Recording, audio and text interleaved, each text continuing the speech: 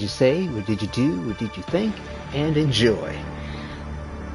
Today we're going to discuss my 9 years and 3,800 plus hours of gaming experience in Warframe, sharing my experience as really primarily an Excalibur / Excalibur Umbra main. It's been quite a journey, I must say. Along the way of the various different details I'll share, we'll go ahead and experience some gameplay. I'll go ahead and go through my sort of daily activities or weekly activities that I may just do from time to time.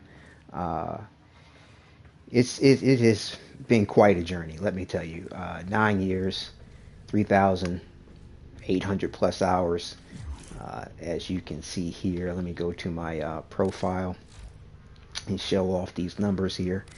But yes, in my stats on the right there, if you go down to general stats, time played 158 days, 16 hours, 15 minutes, 21 seconds, equates to 3,808 hours.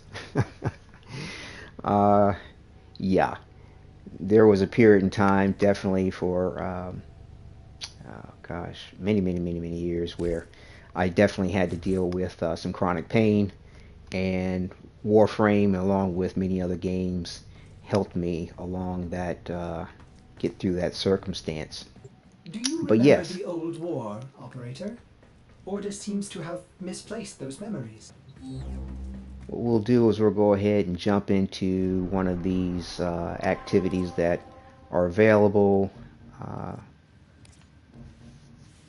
for some extra rewards. We have a Nora Knight statue here we can get, plus some credits, and I believe there's a double credit weekend going on. But yeah, so like I said, I've been primarily an Excalibur main.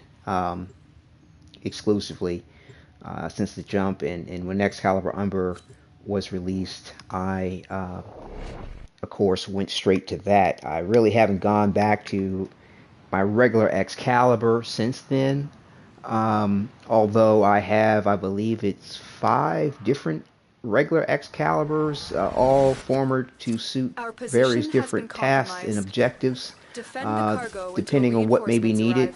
But through that experience of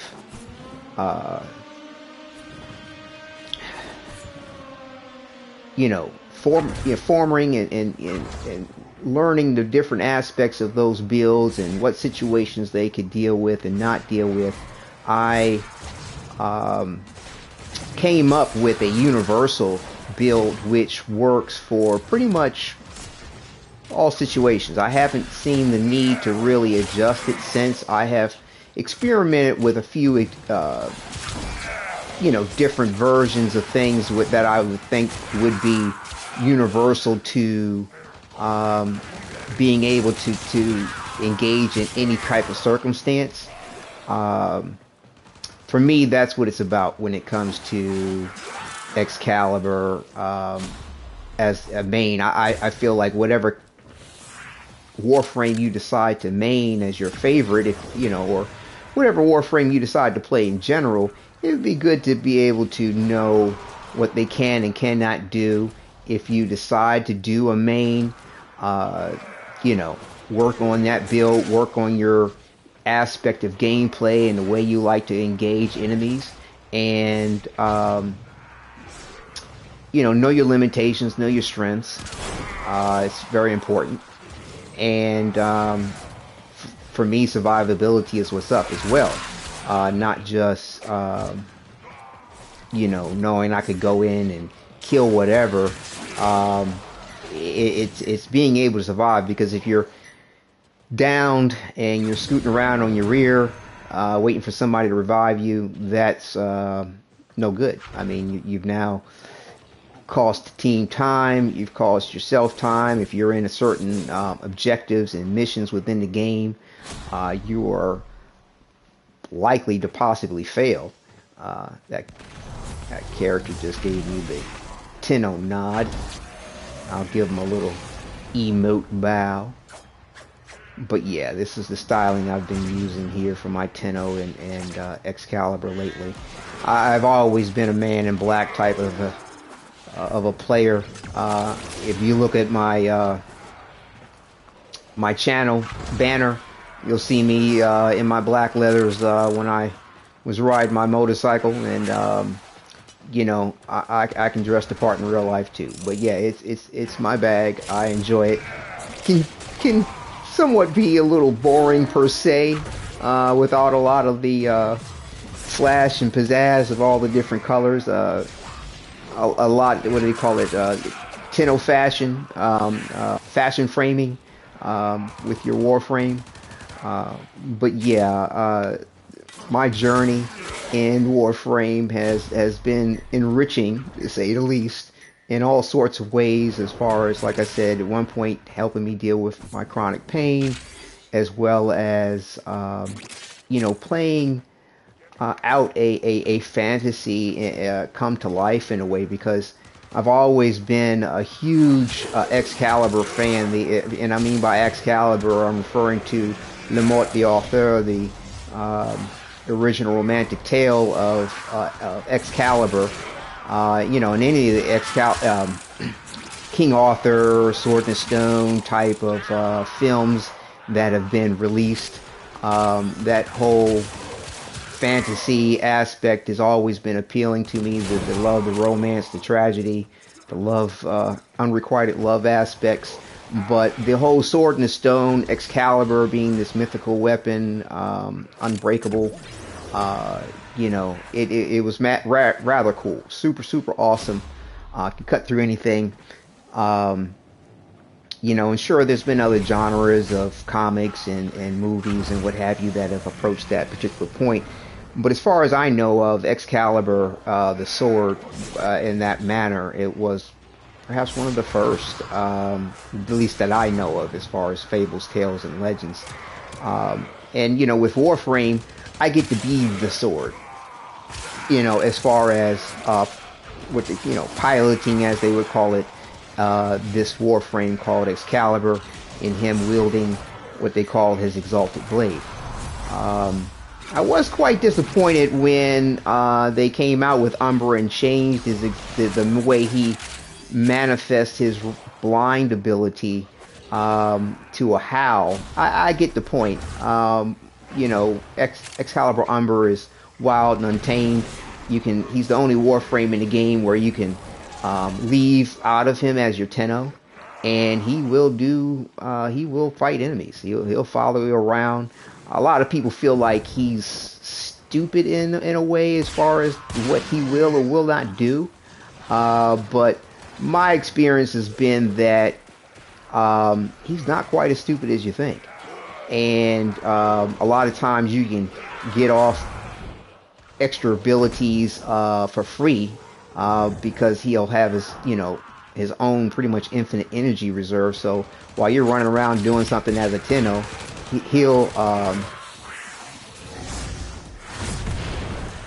go ahead and radio howl, which blinds enemies and you know, causes them to be open to what they call finishers, like pretty much an instant death, depending on how much damage you're putting out.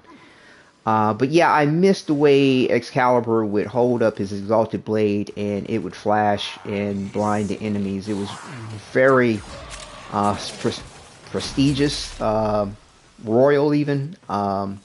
It was badass. That's pretty much the one thing that I feel like I do miss from regular Excalibur. But you know, what's interesting is that one of the systems in the game was called the Helminth. Looks like a big Audrey 2 big mouth that eats a whole bunch of stuff. But long story short, you can infuse Warframes with different abilities. Like for example, for my build, my preferred build for him, Excalibur Umbra, I have this Zaku's Whisper, which causes this infestation to go around Excalibur, but it allows him to emit what they call void energy through his attacks, including his Exalted Blade, and it adds a different, what they call status, and status proc to his weapon, and any weapon he wields. But with my Exalted Blade, I use a thing called Condition Overload, which gives you extra damage based on how many different status procs you have affecting a particular enemy. So, as well as the fact that Void Energy, nobody really likes Void Energy as far as the enemies are concerned. But to the point though, you can add the Radial Blind ability from once you, what they call subsume a Warframe into the Helminth system.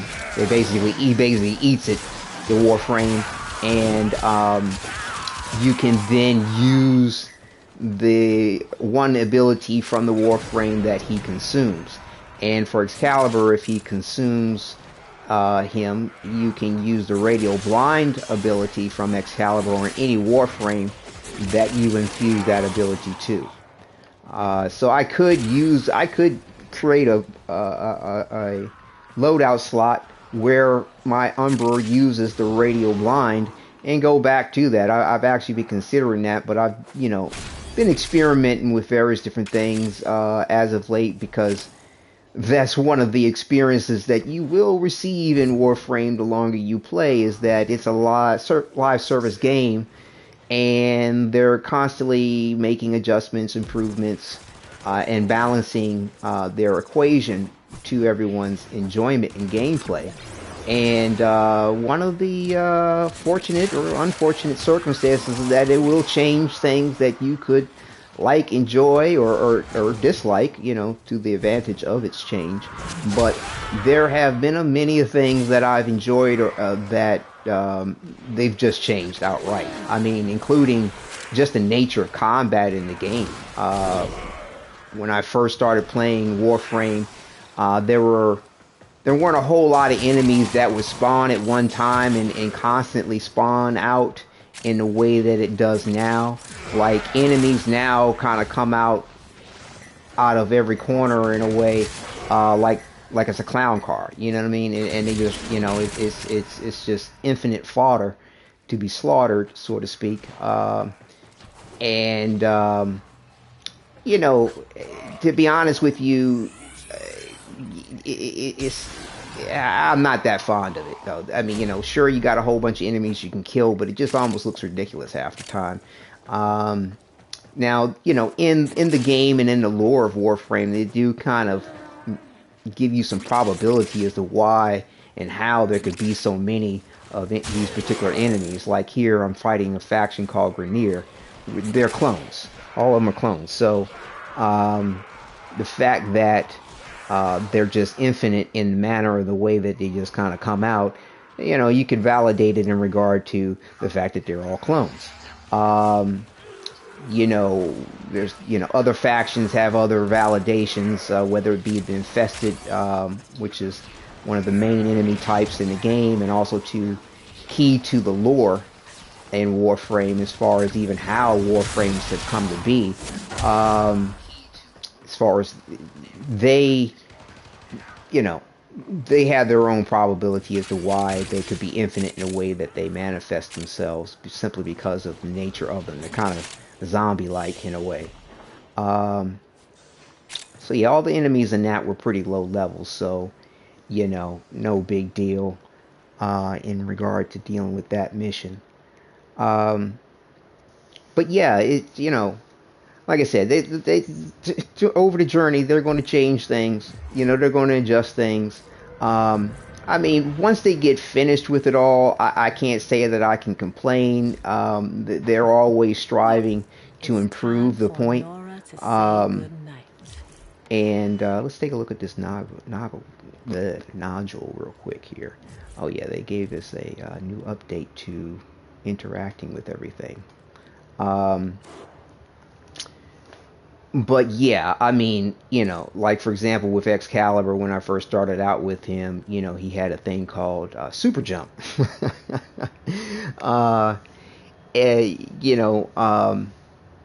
And they got rid of the Super Jump. and it was okay. It wasn't necessarily that practical per se. I mean, there were situations where it could come in handy, but once they improved the um, your parkour abilities within the game, your movement system, it really was kind of obsolete at that point. And but yeah, one of the Sometimes other Ordis things that I just too miss simply knows nothing. is Nobody can like I learn said, the combat. everything And all when I at first started playing the game, it was once. far more direct, far more, in my opinion, engaging. Where's this Nora Knight sketch? Uh, and you felt like you could go toe to toe, one to one. You felt this weapon to weapon, oftentimes feel to the combat that you would have. Even when it came to their PvP, which they do have in the game, they used to have these solar rail, um, you know, uh, engagements and fights where you'd have to defend your dojo. You'd be fighting 2, 3, 4, 4, 10-0, and you could actually feel the combat. It wasn't just this sort of do your ability, spam your ability, swing your sword, see what happens type of a thing. You do have, you know, see, sparring places in your dojo, for example, that you can go to and then kind of engage in this one-to-one combat with other players. Um, it's a non-reward based form of just whenever you decide to engage PvP type thing. But I mean, with the way the abilities are set up now, with the way you use your abilities and the parkour, it's not the same as it used to be. But nevertheless, you know, I still feel as though the gameplay is still rewarding and still enjoyable, but I do miss the kind of one-on-one, just tangible engagement that you used to have. Now they have kind of brought an element of that back to a good degree with what they call the Duviri experience, where your operator, which is the individual that is piloting the Warframe. Big spoilers for those who do not know anything about Warframe. Um, when you go to this Duviri experience, which is this sort of alternate reality experience, so to speak, where you know your your 10-0 had an alternate journey to their experience after a particular incident happened in their childhood. Either way, without more spoilers, the combat within Duviri is rather more direct and engaging than this, spam your abilities, kill hordes of enemies. I mean, at the most in the Duviri experience, you might get like, 3, 4, maybe 5 enemies at once to a degree, but it's way more direct, way more engaging than the sort of clown car experience you get with these types of things here with the normal missions. So that is an awesome substitute for it. But within the Duviri experience, you have to earn your right or an ability to summon your Warframe in it, and it's only for a limited time in which you can do that. And it's still not the same as like I explained in the way that combat once was within the game. But like I said, it's still rewarding. It's still fun. It's still engaging. I still get to be the sword, as in regard to Excalibur. I'm wearing a particular custom skin for Excalibur, and you can use it for Excalibur Umbra too, as you see, called the Proto armor, which comes from their predecessor game, Dark Sector, which I did play and enjoy. And I always thought it was super cool how Digital Extremes, when it comes to their lore and their concepts, they are extremely aware of myth and mythology, and throughout time, and what's super dope is that they take from all of it without hindrance, without question, in a way that is very creative. Like I said, with Excalibur, of course, it's coming from Excalibur, King Arthur, the sword. Is ready to go. With Dark Sector, like I said, not only do they take from myth, lore, and fantasy and fable, they also take from movie genres. They don't limit themselves from what they will lean on in regard to having creativity and recombinating all sorts of things throughout these sorts of myth tales and legends and movies and what have you. But yeah, in Dark Sector, one of the things that they did is they use the glaive, and the glaive is a particular weapon that you throw. It looks like a ninja star in a way, with curved points around its for blades. You can throw the weapon and it'll come back to you. But yeah, it came from a movie. Oh my goodness, I can't believe it's escaping me at the moment. But yeah, it'll come to me while I'm talking and playing, and I'll speak upon it. But yeah, it was from a movie that was super awesome. Oh my goodness, can't believe I forgot the name of it.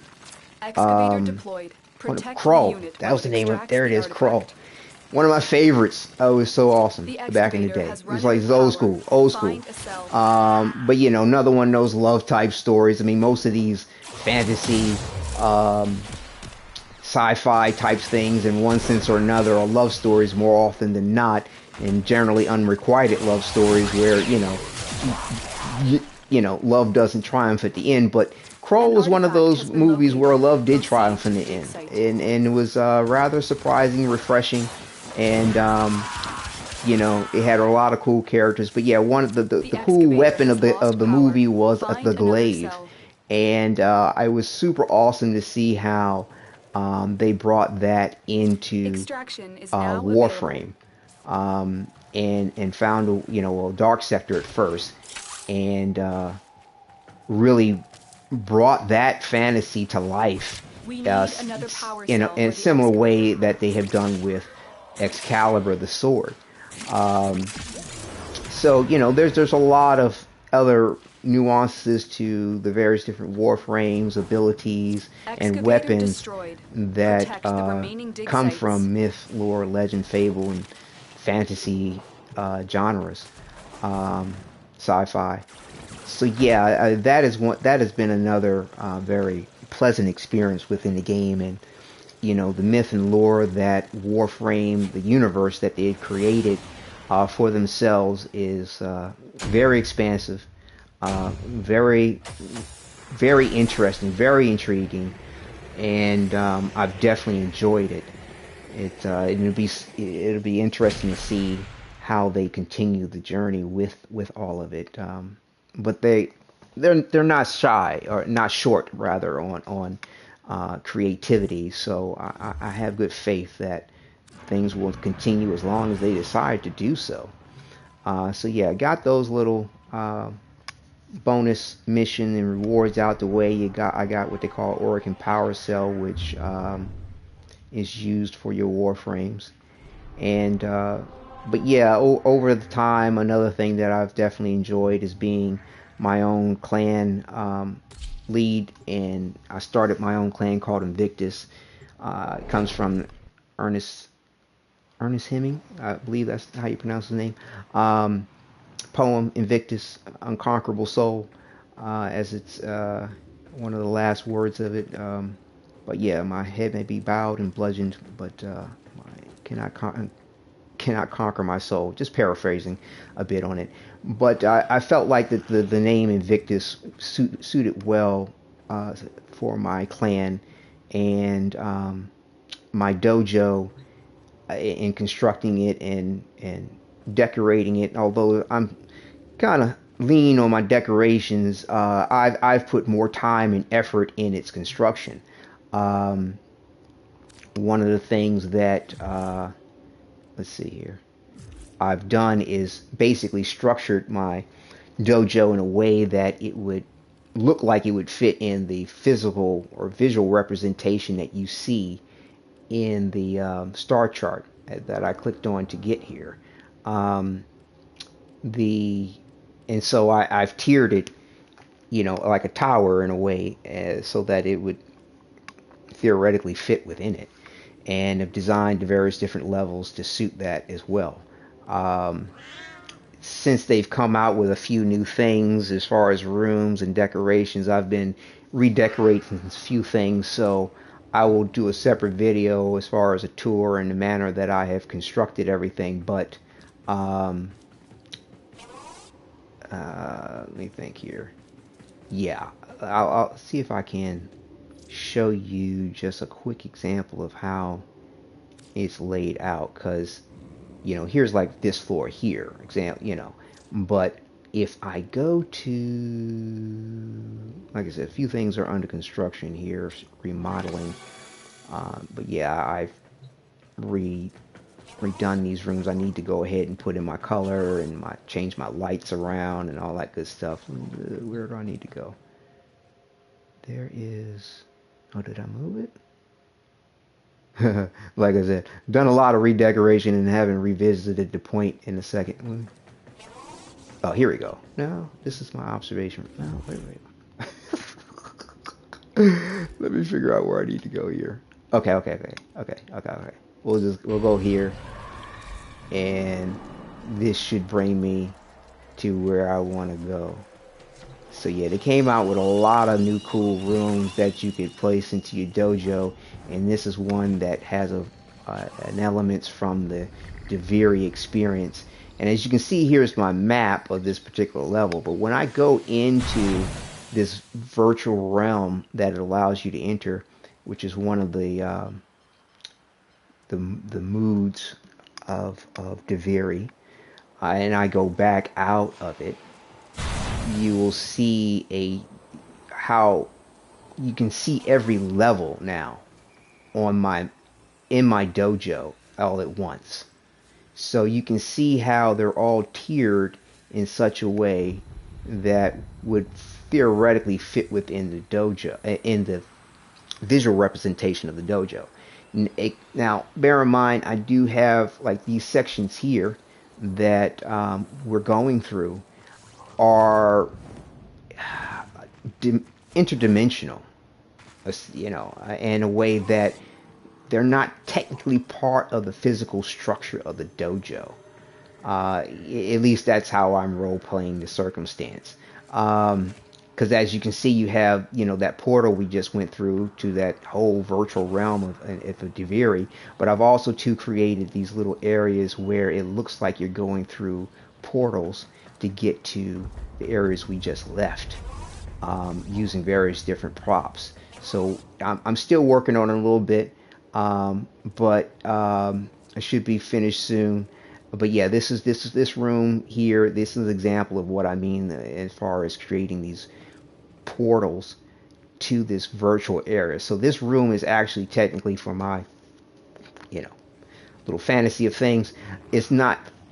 It is technically part of my dojo structure, but once you go through this door, this portal, you're now in a corridor, a virtual corridor or wormhole, so to speak, leading you into these other areas, which have these very cool room designs. So anyway, like I said, I'll do a full tour on the dojo another time. But it's super awesome how you can do all kinds of decorations and things. People have gone, way off the chain. Like phenomenal aspects of decorating and recreating and imagining all sorts of things within their dojos. For me, I'm a very kind of form and function kind of guy. Like, sure, something could look good, but if it doesn't make sense, at least for me, I can't go with it.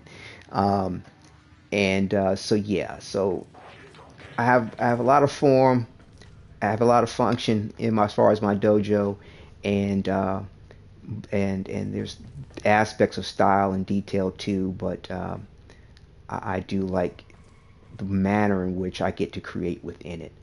But yeah, this is the orbiter that you get to have. You get to decorate in here too. It's been really cool to see its evolution over time. This over here is the Helminth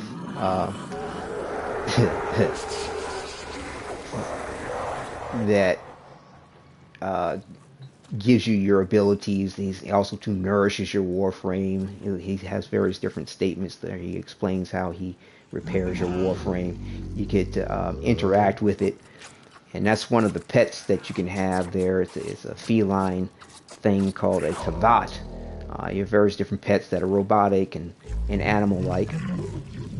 And so, one of the other interactions get to clean it out. What are you thinking about?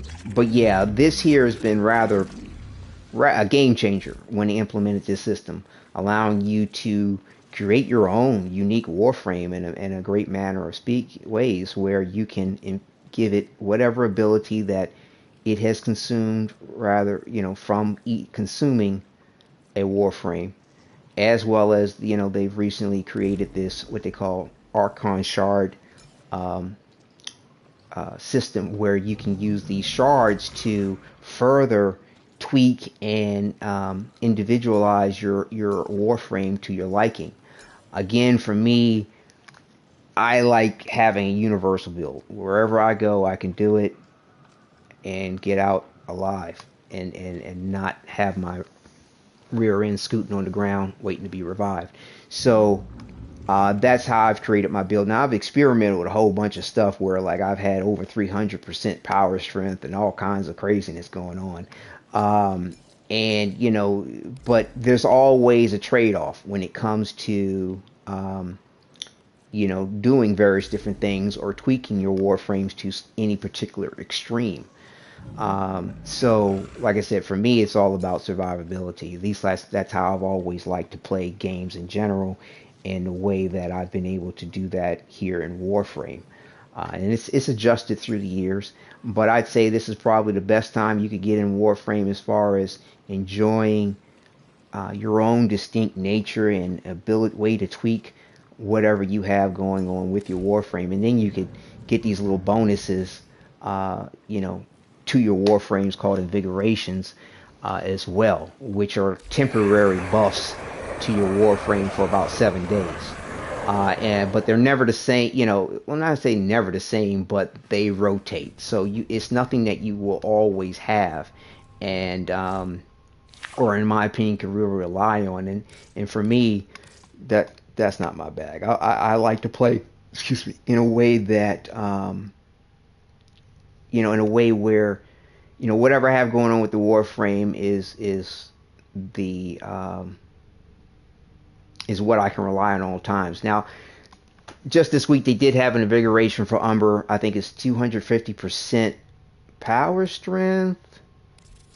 I'm trying to remember where they show you what the invigoration is.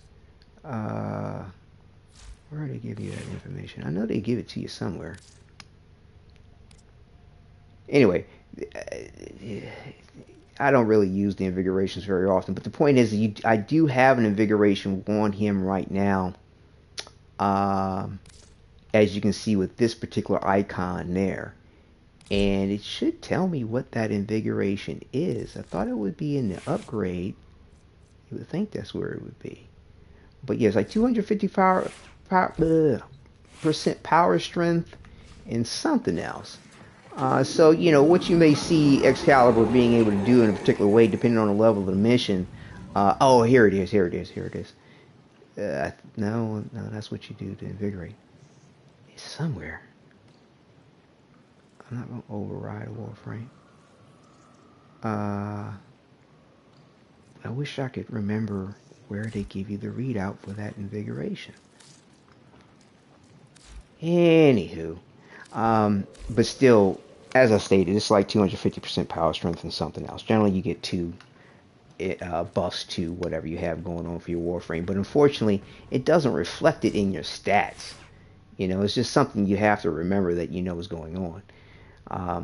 But yeah, I'll show you here. Like I said,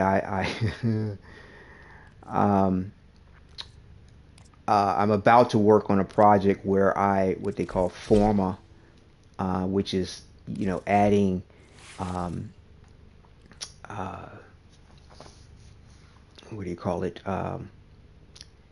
It's like modding your Warframe, allowing the Warframe to hold more capacity in its mods, as well as changing the polarity of the slots for the mods, as well as their capabilities. But I'm going to create an Excalibur Umbral. They have these Umbral mods which come with Excalibur Umbra, but the Umbral mods allow you to have, you know, the benefits that Excalibur comes with having, you know, these mods come with him, and it's Umbral forma slots. He comes standard with these. But yeah, my next project is to reform another Excalibur to have all Umbra mods. And as you can see here with my Excaliburs, let me see, I'll just do a search name for Excalibur. Yeah, over my 9 years of time.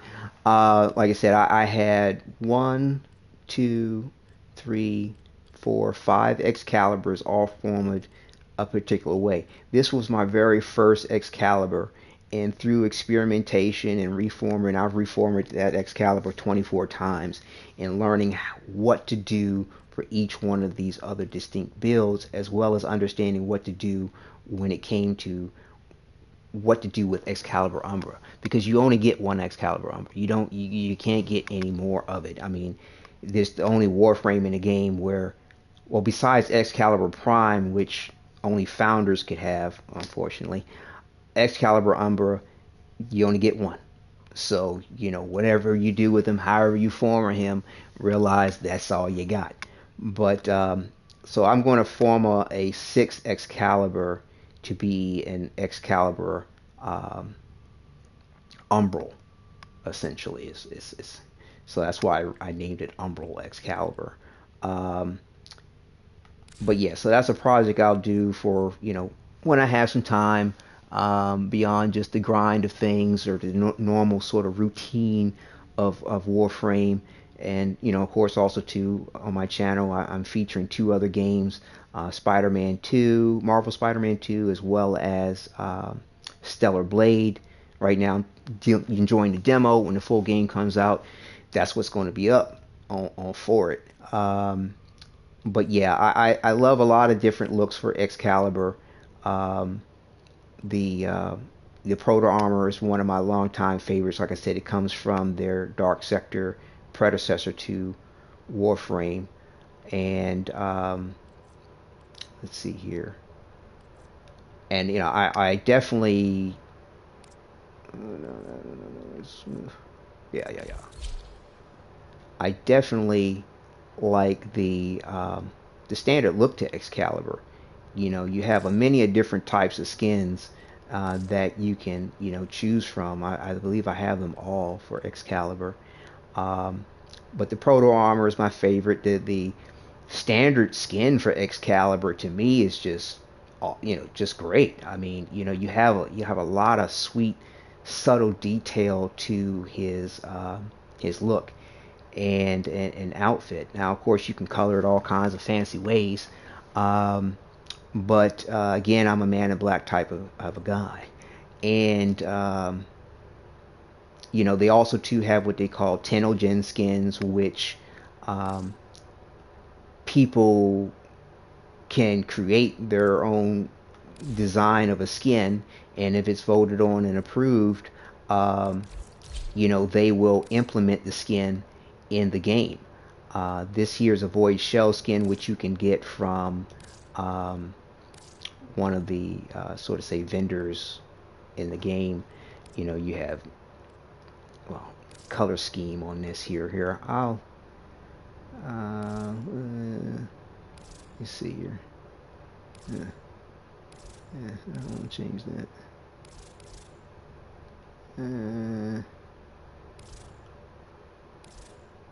Let me try to see if I can find one where I don't have any of that. Yeah, I don't want to mess up what I've got going on here. Well, it shouldn't be too bad. Yeah. I mean, this is all black. So yeah, you can randomize your colors in you know, in Warframe. So you know, you can have it, you know, do and look however you might like. Like I said, this is this what do they call it? Void shell skin. So it's a little bit fancier than any normal skin. And of course, you know, you have your default colors for whatever skin that you choose. But, you know, you can customize, you know, your heart's content when it comes to what you have going on in Warframe here. So that's always enjoyable. And like I said, you have these various different skins which users have created, enthusiasts. You know, the little icon here represents that. So, you know, seeing that implemented over, you know, as time, you know, from over the last 9 years has been rather unique in my opinion, and to Warframe, and the fact that you know, the creators get I believe they get a slice of the pie with the sale of these particular skins, as well as the promotion of their work and who they are. So yeah, it's pretty cool, like it a lot. Like it a lot. So yeah, I'll put my colors back later. But yeah, so I look forward to doing that project, getting my Umbra Excalibur up and going. But like I said, I do enjoy the standard look of Excalibur. Now, another thing I've definitely enjoyed over the years is their pets. Shadow up. The aspect and elements of their pets, as a lot of games may refer to them, these assistants or within your gameplay. You have a lot of different types of them. You have basically animal type, as you can see with this dog-looking thing they call a Kubro, and I specialized in breeding the particular breed of this type of Kubro called the Huros, which allows your Warframe to become invisible when it detects enemies. And with that, I could combine different elements of gameplay that other Warframes have with their abilities as far as turning invisible. With my Excalibur, I could stay invisible and attack as long as I didn't use a physical weapon. If I use my Excalibur's abilities, I can stay cloaked. So it's really cool with that. And as I showed you earlier, you have feline aspect of the pets. You have various different robotic elements, you know, not characters per se, but pets along the way of things. And I've yet to build one, but you do have these robotic looking dog things. Or did I build one? Oh yeah, well, I haven't built one yet. But you have these other robots too. You know, like two-legged assistants or robots, however you might want to refer to them as well. So, you know, so a lot of different variety to the types of pets and their capabilities that you can enjoy with the game. And of course, with everything else, you know, you have mods for them to improve and fauna, and similar to my my Excalibur, I go for survivability when it comes to the pets, as far as these animal pets, definitely. More so than damage. I look to my Excalibur for my damage, or my Warframes whenever I play them, as far as the damage is concerned. But yeah, your pets can come out and roam around with you. You can actually interact with them and pet them, which is very nice. and you can breed them, as I was explaining before. Um, uh, and what's cool is that that system has improved over the years. It used to be very costly in a lot of ways, and limiting in regard to the way, how many times, if your pet died, how many times it could respawn, and you'd have to feed it a certain this, that, or the other. Um, yeah, it was quite an ordeal at times to deal with it. Um, but yeah, they you can you can even regress the age of your pet too, now, and actually enjoy like the animal ones anyway, um, their puppy form or kitten form. Trying to remember, do I have? Yeah. So here's one that's not mature, right? So you can't take it into combat, but it can roam the orbiter. It's just cute and adorable, and you could love on it and pet it, or you can mature it and use it in combat and and build it up. But they're just adorable. And what's interesting, you can also too take any pet at any time and regress the age and do it that way, as well as I just decided to leave that one as a pup, um, to just play with from time to time. But yeah, it's rather cool, rather cool. I love the improvements that they've made. They have made some adjustments to the look of the fur and skin of the pets over time. To me, they're still trying to get it right, to be honest with you, because they have definitely nailed it on. I feel like, or at least done very well with the animation of the fur look, and its patterning is pretty decent looking. But you can see how it's pixelating. It's the graphics of it, uh, kind of the shading of it just seems a little off, and the coloration of things, um, they haven't gotten that quite right yet, because this Kubro's supposed to be black and he looks gray. Um, they have different skins for them as well to customize them even further, which have it's grown vastly over the years. And see, this coloration I gave to the Huros is white. I mean, that's how I used to roll with my Huros all the time, when I could make it look white, because I that's where I fell in love with the Huros and that particular look of it, because of this image here. When you get the quest to be able to have a Kubro, and they've changed this image here too. It used to be white. Now it looks kind of dingy, grayish, more wild, gamey, un, not bred in a particular direction one way or the other. Um, but with the Huros in particular, a lot of people don't realize is that with when you breed them, you can have different body types. You have slim, what they call. Let me see if I can show you real quick. You have, let's see. Okay, yeah, you have bulky, which is people's favorite, where they're just giant, massive, muscular, and you can have male and female, and the male and females look the same as far as their body type. You can also and you can have different sizes too in these, and so in the breeding, and you mature them, you won't know exactly what you get till you get there, unless you're pulling from a particular genetic blueprint. And you can create genetic blueprints, trade these, and trade system in Warframe has been vast and enriching.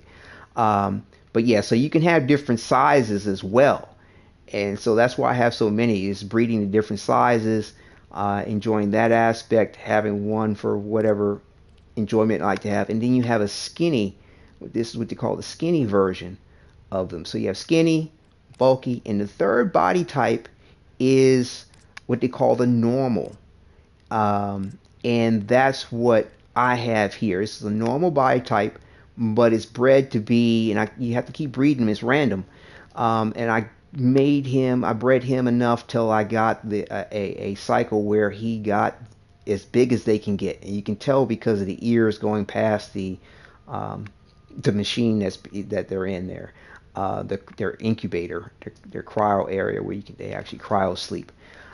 So that was my thing, to get the biggest Kubrow I could, but also to have this normal body type, because it's the only body type with the Kubrows that have two different the physical representations of them are different. They're what do you call bimorphic. Females are built differently than the males in the normal body type, and so this is a female normal body type, bred to be almost as tall as it could get.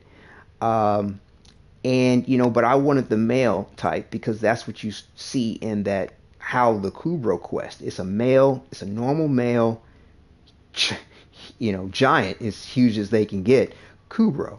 And like I said, it was white, and I thought that was super awesome to go with. And another thing you can do with the Kubrows, only with the Kubrows, the Kavats, these cat type things, isn't that way. None of the robots are this way. And then you also do have these infested type pets as well. But only with the Kubrows do you have what they call the Lotus skin fur pattern, and this is something that you have to. It's luck and random as to whether or not you can. It will come out this way from the egg that they're hatched from. Very, very rare. But it used to be the thing when it came to the Kubrows is to get a Lotus fur print. As you can see, this Lotus pattern over the head of the Kubrow. Lotus is a very key figure within the myth and lore of Warframe, and it was that aspect was there all the way from the beginning, and even with Dark Sector, as far as its emblem and representation. Because if you look at my Excalibur Umbra on the left shoulder, you can see the Lotus symbol is upside down actually than what you typically see it is now. But yeah, it's another key subtlety to a lot of the myth and lore within Warframe. Like I said, super cool, super awesome. Like I said, in the Lotus is this guide that you have throughout Warframe. And spoiler alert, but yeah, as you go further into the game, you get to actually customize your own version of your Lotus. This is the look that I decided to go with. But like I said, without further spoiler and a whole lot more detail to its myth and lore, these are the private quarters you get to have within your orbiter. You get to customize and decorate. And again, I've kept my decorations in simple and sweet. Like I said, form and function. But it's the subtleties and the details to me that I like to employ, even in my fashion frame of my Warframe or my Tenno, as well as my decorations in my Orbiter and Dojo. I've got things on the ceiling in particular ways where it looks like it's integrated within the ship. Like I said, not a whole lot of clutter, but giving detail and enhancing various different aspects, collections of various different decorations you get from challenges and events. And this is the actually sort of throne room, so to speak, where your Tenno rests, your Transference Chamber. I believe that's how it's referenced. And it's all types of customizations you can do for your Tenno as well. You have equipment for them. And when they added this focus system, it was super awesome where, your Tenno now has these physical abilities that you can unlock, and they have what they call the waybound from what, each, there's schools of abilities, shall we say, or, representing various different aspects. And you can unlock certain skills which allow you to have them in regardless in whatever school that you decide to activate. So that's pretty nice. But mostly for me, I like to go with Xenoric as far as the school that I use for my Warframe, because one of the aspects, like I said, as far as having this universal build or capability, I like to be very self-reliant. Some missions you can't, use equipment or use energy reserves and various different other things. So using a Xenoric school, I'm able to provide energy to my Warframe, as well as free ability casting every, I think it's like every minute or so. And then with the equipment that I have for my Warframe, I'm able to give health to my Warframe, and I like I said, no matter the situation, I want to be functional. So I have a particular, what they call arcane, which allows my operator to go in and out of his Warframe even when they have what they call transference disruption, where it keeps you from either leaving your Warframe or going back into your Warframe as far as your transference ability. Now, unfortunately, they do have missions where, at least they just added a new type of mission and challenge where, regardless of that arcane, they will not allow transference, and in the mission is as a limiter, and also to allowing extra bonuses to be accrued in the mission type as well, because you're dealing with that crutch or that limitation. But yeah, a lot of cool stuff with the I'm not sure why I went over there. A lot of cool stuff with the operator, or Tenno as they also to reference, and like I said, you can customize that as well. All types of suits and skin, looks to enjoy. Like I said, I've got a couple of different looks depending on how I'm feeling, or rather which Warframe I'm, or rather skin that I'm using for Excalibur, depending on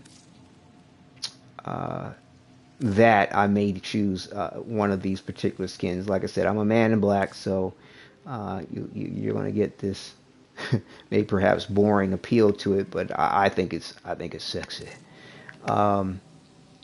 And I've tried to create a facial, I guess, blend of things that as far as the options that you have, that would, I don't know, resemble perhaps a descendant of mine in this futuristic aspect of things. I couldn't figure out a match of things that would possibly look like myself. So yeah, you can take two different faces and blend them together to create your own distinct face or look of things. So you can change the eye color, make it glow, all kinds of cool stuff. A lot of interesting hairstyles, and like I said, all this has improved over time with the game. They just made some adjustments for the look of the skin, and like I said, they're still working on things. As graphics and technology improves, they implement those technologies and improvements and then have to refine them. So yeah, it's always a work in progress. But like I said, the journey in Warframe has been a blast. So let me do another mission type while we're engaging in conversation. Sorry, I'm going to use this new menu options a lot faster. So yeah, we're going to do what they call an Archon hunt, where you get some more of those Archon shards that I showed you earlier. And now one thing you don't want to do is die in this. So I'm going to use this particular pet called the Kavat Vaska, which let's see if they give their description. True child of night.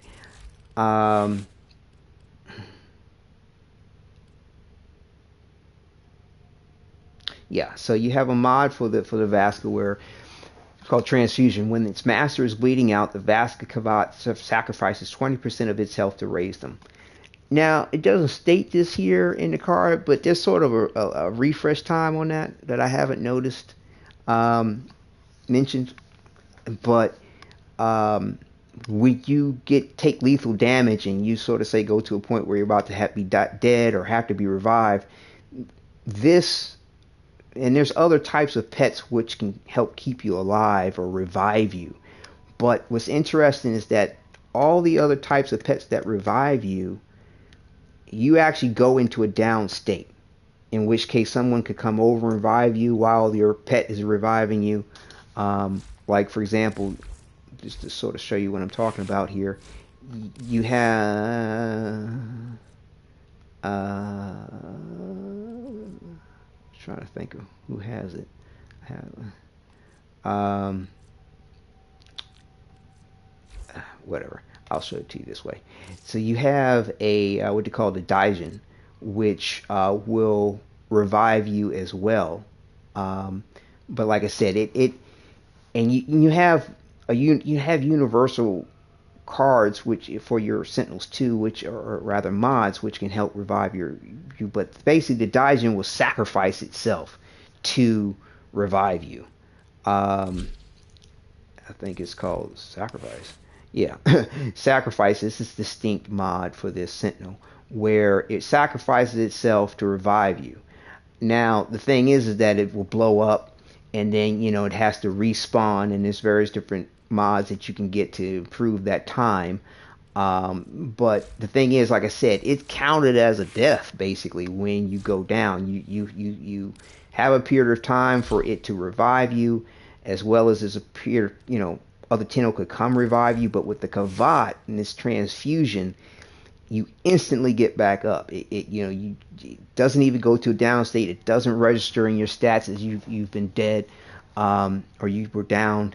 And I like it a lot because it like I said, makes it look like it never died. Also, too, you don't have a loss in time. Your teammates aren't sitting there thinking, "Oh my gosh, do I got to rush over there and revive them?"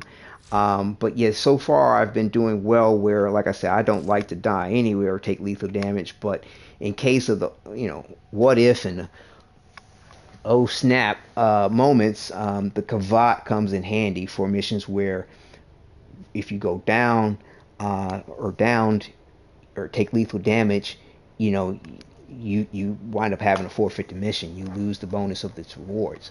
But like I said, my Warframe is set up for survivability, so I've, instead of having a certain maximum of power, strength, or efficiency, or duration, or range to my abilities, I've gone with this sort of universal slot, and I've formatted my Excalibur in a way where I can adjust this to varying degrees depending on what I'm trying to do. But like I say, I'm going for this, what they call Zaku's Whisper, which is an ability taken from the Helminth from a Warframe called Zaku, and uses void energy to all equipped weapons, including my Exalted Blade as is referenced. But I have my Umbra formas in my Excalibur. They have R slot, what they call R slot, and this enhances any melee type attacks because that's all I'm really doing with my Excalibur, although I do have weapons and when the occasion is needed. And I don't like being knocked down, so they luckily, they didn't used to have something like this called Prime Sure-Footed. And so luckily they came out with this where, you won't get knocked down 100% of the time. You get to stand and fight the whole way through. Now you may find something that will knock you back, but you won't be knocked down where you have to then get back up or use another mod called Handspring. That was one I used to use back in the day before Prime Sure-Footed came out. But yeah, using Prime Sure-Footed is what's up. I can always stand and fight. And like I said, not be, oh my tushy tush tush, is a good thing. And I like being able to have energy because you're going to always be damaged. Now this, I've been debating as to whether to change this, but like I said, the game has always been evolving. But back in the day, not having something like what they call rage, or in later they came out with the mod called Hunter Adrenaline, but it converts 40% of damage on health to energy, and it was like you could create this self-sustaining way of having energy. And and of course, using melee, they have a mod called Life Strike, where using a heavy attack on an enemy gives you health. So it was like I could constantly keep my health up, constantly keep getting energy. It was a self-perpetuating system that was just lovely. But there's been changes in the game over time where it's not quite that way now, because they have this thing called overshields, which they're planning to make an adjustments on, which is fantastic, whereas this system of self-perpetuation can still be enacted, which will be awesome. And for me, like I said, there's a power cost to your abilities. If you have what they call abilities which constantly drain over time, there's not just the casting drain of energy, but there's a tick of energy lost over time, and there's limits to how you can regain energy if you have a ability on that's constantly draining from you. So from my, like I said, from my universal build of things, having peak efficiency, which is 175%, having a low cost, to me is the best. Now I'm debating on whether or not I want to kind of cut back on this efficiency and increase my energy pool, because there's a Archon shard I can install which gives me extra melee damage if my energy is above 500. But then you got to make sure your energy is above 500, and you got to make sure you get enough energy to get to 500 and maintain it to maintain that boost. And I don't know, I'm on the fence about having to deal with that ebb and flow of having that extra melee damage and worrying about the extra power pool in sacrifice of having the efficiency that I have here in my ability cast and my drain per second. And with having just an energy pool of 225 seems to be enough for me. I can use my Exalted Blade, which drains over time. I keep it out long and strong all day, all night, and hey, whenever you want to use it, jump on it. So yeah, it's great. And also too, it allows me to use my other abilities at liberty, without having to worry about power consumption or how many times I can use it before I run out. And oh my gosh, I've got my Exalted Blade. There's a lot of ways within the game to maintain energy that has improved over time greatly. You can add mods to give yourself energy now. You can use this rage or adrenaline system to give you energy. There's abilities that you can infuse to your Warframes to help you give you energy, or rather get energy drops from enemies. There's a lot of different ways. There's arcanes you can use. So, within your give and take of how you decide to want to mod your Warframe, there is a slew of ways to be quite an individual when it comes to what you decide to use. Or you can go with various different prescriptions that people may have in their builds, in their advice videos. Like I said, I specialize in Warframe, and I specialize in a particular way of gameplay that, I don't know, doesn't receive a lot of press out there, and isn't necessary to clickbait or the hype of, oh, I've got all these big numbers and red crits, and oh, look how big it is, it's dragging on the floor, it's tripping children. Like that size don't necessarily matter if you can't keep it up. So to me, having this universal build with high efficiency and ability to recover energy, as well as this offsetting the like I said, you have the give and take. So having this efficiency also too takes away from my duration of things, which also too affects your drain. A lot of these things have changed. The mechanics in the game for what happens has changed greatly. It didn't used to be this way, but they came out with an awesome mod which gives you extra duration to compensate for this energy drain. But also too, if you have an ability that gives toxin, it will also to apply corrosive, and these different elements within the game affect the enemies in various different ways, which oftentimes isn't good. You get to kill them faster and get through their defenses. and I use what they call this chromatic blade for my Excalibur, which changes the normal damage type or the raw physical damage types of what they call slash and um, it doesn't show you here. Let's see here. Uh, Trying to think. Do I have a build where? I don't think I do. But bottom line is you have damage types in the game. All types of different damage types. The list goes on and on and on. But there's basically slash, puncture, impact, and you have elemental types. Viral, toxin, gas, electricity. So you can mod your weapon and your warframes accordingly, and various different enemies within the game are affected by these damage types in different ways. But for me, with my Excalibur using the chromatic blade, which is a unique mod for Excalibur, and this is the unique mod section. Oh God, having a brain fart on what exactly they call this, but this is the polarity, as they call this, for it. Man, wow, having a brain fart on what they call these particular mods. But yeah, you have mods that are specific to various different warframes. Just like as I showed you with the pets, you have specific mods which are only for those particular pets. But the chromatic blade augment mod, there we go, that's the name of them. You have augment mods. So yeah, this augment, like I said, exalted blade augment changes the depending on the Excalibur emissive color, and status chance increased to 300%. And in the game, if you have 100%, everything above 100% status will allow more than one status or element to effect to be applied to an enemy's damage. And you need approximately 200% power strength to really maximize this potential of that. And so, like I said, having my universal build of things, having 200% energy, and like I said, when it came out with this Archon shard system, it allowed me to do that with having my universal build with my mods.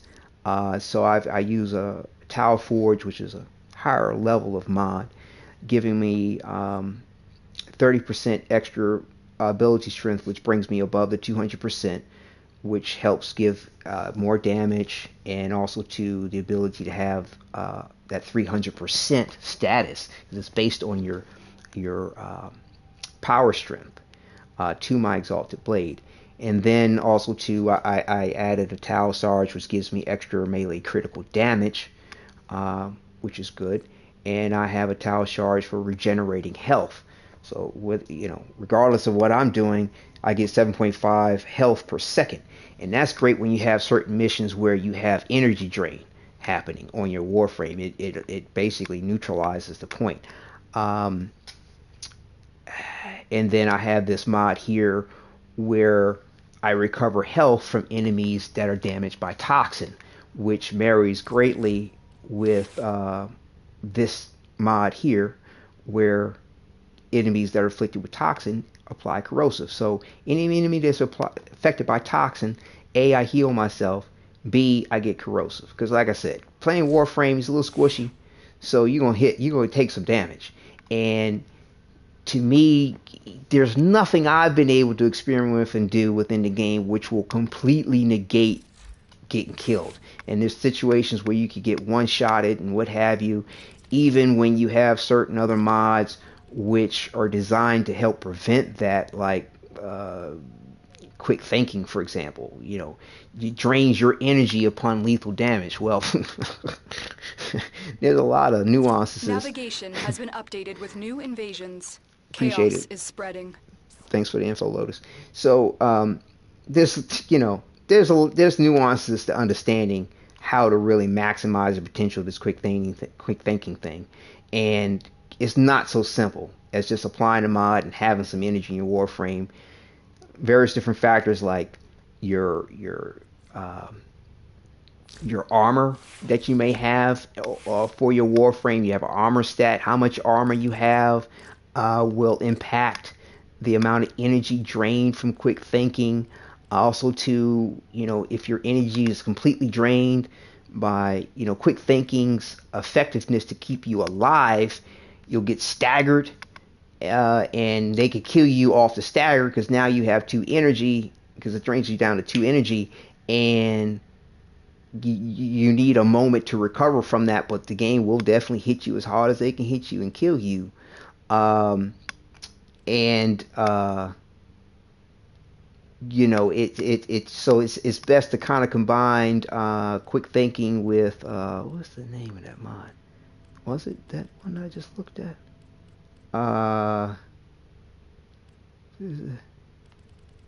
Quick thinking, I think it was that, wasn't it? Let's see, I'm trying to remember. I remember.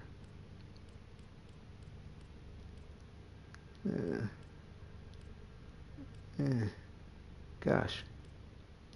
I'm having another brain fart as to what that mod is called.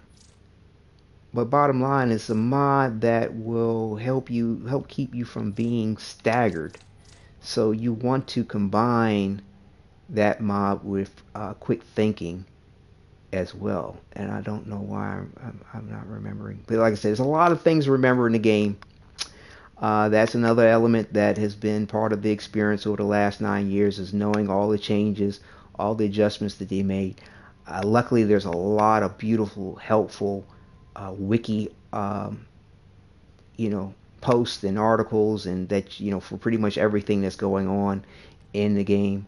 A lot of helpful blogs, websites, as well as various different individuals that put out their how-tos and helpful this, that, and the others.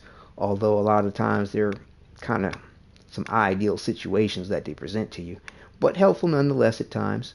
But yeah, I constantly have a wiki page open for something, to make sure I understand something properly or need to refresh my memory on a particular situation. Yeah, the game has what they call a Codex, which allows you to, maybe I'm thinking the mod looks different. A Codex which allows you to look up various different information about the game, but it's limited in nature. I mean, this game, in my opinion, seems to have relied on like wiki page articles to really help people understand what they need to do and what they don't need to do. And I'm sorry, I can't remember what the name of that mod is that you want to use in a company with quick thinking, but I'm going to come out with a few videos about various different builds that are effective with Excalibur Umbra, depending on your play style and that's not it, and what you may or may want to do and how you may or may want to play. And see, I took out those build options for the use of that quick thinking. But like I said, I'll make some videos in regard to that. One, of course, would be the use of quick thinking, and I'm sure at that point I will figure out what the name of that mod is. But bottom line, it keeps you from being staggered, and it's very useful to pair with quick thinking. So nonetheless, let me take a quick look. Man. Oh, there it is. Pain threshold. So yes, you want to combine. It's okay. It's got a that minus sign. It's got this polarity. It doesn't have the triangle polarity. So it's pain threshold. Right.